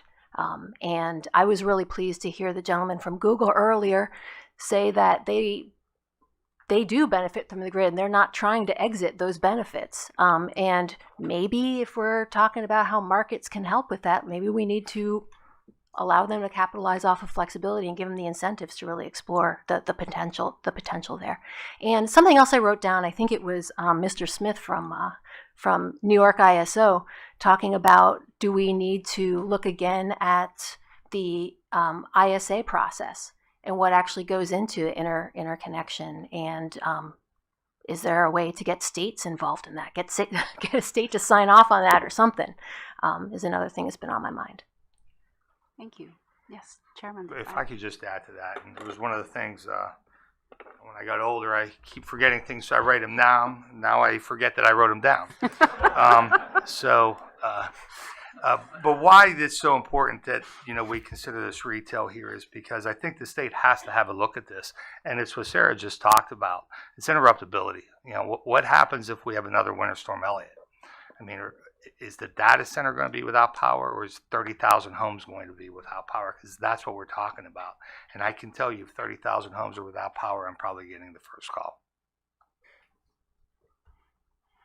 Well, thank you. Thank you for those comments. I just want to say I echo Chairman Phillips' sentiment that this is really an invitation to work together with the states. Your views and perspectives and how to bring all these things together are extremely important for the Commission. And like many other issues before the Commission, I just hope that this is the beginning of many conversation around this topic from the states and multiple representatives of various different states. So thank you very much for being here, and thanks for your comments. Thank you, Commissioner Chang, and thank you again to our esteemed panel here. It's clear that you have given a lot of thought to this issue, and we appreciate you putting it on the record for us to consider. This comes to the end of our day. I do want to give an opportunity for my colleagues to share any general thoughts they might have on this panel or throughout the day. And I'll start with Commissioner Christie. Yeah, thank you, Mr. Chairman, and thanks for convening this, and great job, and thank you to staff as well for putting this together. Just reiterate what I said this morning, this is really a lot bigger than co-location. This really is about resource adequacy and the need for more generation. As load grows, we're going to need more generation. It's just that simple. The rate issue with this, of course, is the issue of rate fairness and making sure that those costs are allocated fairly. And as a lot of the panels today, in the late panel said, a lot of these are retail issues. A lot of these rates are set by retail state regulators, as they should be, certainly for power supply. And so that's an issue that, but we work with state regulators, and so, but that's a retail issue. As Senator Hester mentions, transmission costs are FERC regulated, and we need to get the transmission element, because we do transmission rates, and so that's absolutely true. So all of this, I think it's great we had this conference, and I think these issues are very, very important. I want to mention one thing.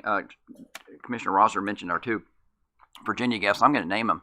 Chairman Jamal Hudson, if you'll stand up, and Commissioner Kelsey Baggett, who a few people around here know. Anyway, I want to,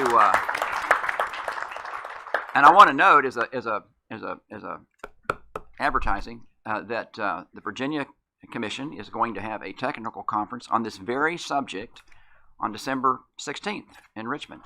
Since Virginia is ground zero for data centers, that's probably a pretty good place to have it. So December 16th. And with that, thank you again, Mr. Chairman, and thank you to staff for putting this together. Thank you, Commissioner Rosner. Thank you, Chairman, and thank you, panel. This has been incredibly useful, and I appreciate all the perspectives you shared, and I look forward to working with all of you on these not so simple issues in the future. So a few thoughts on the day. I'll associate myself with Chairman Thompson's short answer fix, which is we just need to fix interconnection, transmission, and resource adequacy, and we'll be all set. But joking aside, there's something to this, and I think the gentleman from MISO also commented in a similar direction, which is there's a lot of serious and hard work to do on interconnection, on transmission, and on resource adequacy. And it's work that this commission has embarked on and moved forward in really big ways in the past few years. And I'm proud to be a part of that and look to continue that good and hard work with you all and with others in this room. On this discrete topic today, noting that it's not just about co-location, it's a symptom of the problem. But in the near term, we have to do with we do have to deal with the problem, and I think looking forward for folks who are willing to file comments and help us think through this. Many in this room signaled they're willing to pay their fair share, and I look forward to building off of what was said today about what exactly that means and how it relates to the Commission's policies and regulations, and whether any of those need to change to allow for that to happen. And if they do, whether the juice is worth the squeeze, whether it's meaningful enough to have a return on the investment of time and energy to do that. I'm guessing there are different perspectives on all those things, and I'm not taking a position on any at the moment. We also talked a lot about removing generation from the grid and its impacts on ratepayers and reliability. And so a question for future that I have is how is the economic decision to retire a generator different from one to co-locate a large load? And should the Commission be involved? Seems like there's many drivers of these decisions, many of which not everyone agrees on, but perhaps there are some answers here. So I look forward to hearing about that. And then finally, just on resource adequacy and like near-term flexibility and incenting that, I'm especially interested to hear, are there things that the Commission needs to change to accommodate load flexibility, to reflect the value of that through the things that the Commission, within the Commission's jurisdiction, that I think could be a way to balance some of these pressure points, these concerns in the near term as we work towards the long-term goal of building out the grid and all the generation that will power it. So I'm incredibly excited. In case anyone hasn't noticed, I'm an optimistic person. We have a problem here, but it's a good problem to have, which is load growth is economic growth, and I'm hoping to work with colleagues here and you all to solve it. So thank you. Thank you. Commissioner C. Right. Thank you all again. I really appreciated this conversation and the chance to participate, even though I couldn't be there in person. This has been an incredibly valuable day. Thank you so much to our staff for the weeks and months of work that went into today and pulling together such incredible panels. Thank you to our panelists for taking the time to travel and to prepare and to share your expertise. I really appreciate all that you bring to the table from this panel and the earlier ones today. And I know that it's not a light sacrifice to take the time to be here, and I hope you know how grateful we are for that.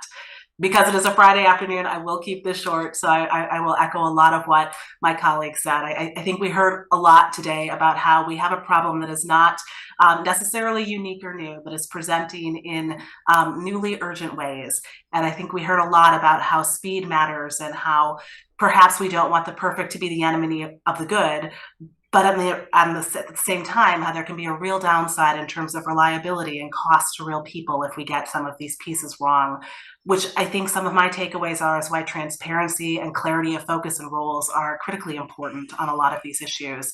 So thank you sincerely for what you all brought to this discussion. I hope you know how valuable I found it, and I really look forward to continuing to digest the information from today and that you all submitted in comments ahead of time, you and others. I also look forward to working with my colleagues and talking with them about what's next for us in terms of FERC, and also look forward to continuing the conversation with you all, with the states and the others who were represented earlier today. So with that, I will pass it back with my sincere thanks. Thank you. Commissioner Chang. Thank you. I just want to thank the staff that has prepared for this and all the great panelists that have really brought your expertise, echoing everything my colleagues have already said.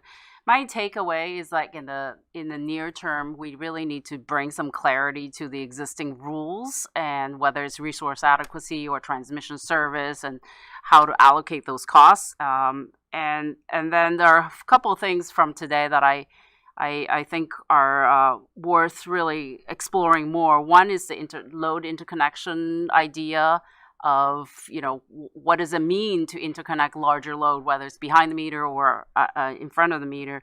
And then also looking longer terms, looking at our existing market design and tariff, and really perhaps we're at a juncture to really take this type of load in a different way. And maybe our current rules and mechanism are not exactly designed for this type of new load that might need a different treatment or a different service. So I look forward to sort of looking at this question both in the immediate term to try to get things going, but also to work with not only the states but all the stakeholders involved to think about sort of the longer term picture on this. So thank you very much, everyone, for participating and bringing your expertise. And I appreciate, Chairman, for your leadership to bring this conference. So thank you. Thank you, Commissioner Chang, and thank you to all the commissioners, all the panelists. I will let that be the final word. I will simply just direct your attention to one letter that came in yesterday that you may have missed in your review, your careful review of this record. It was another voice from the states. Governor Glenn Youngkin from the Commonwealth of Virginia had an excellent letter. I won't read from it today, but I direct you to please check it out and give it your attention. Now back to our moderator. Alex, close us out. Thank you, Mr. Chairman.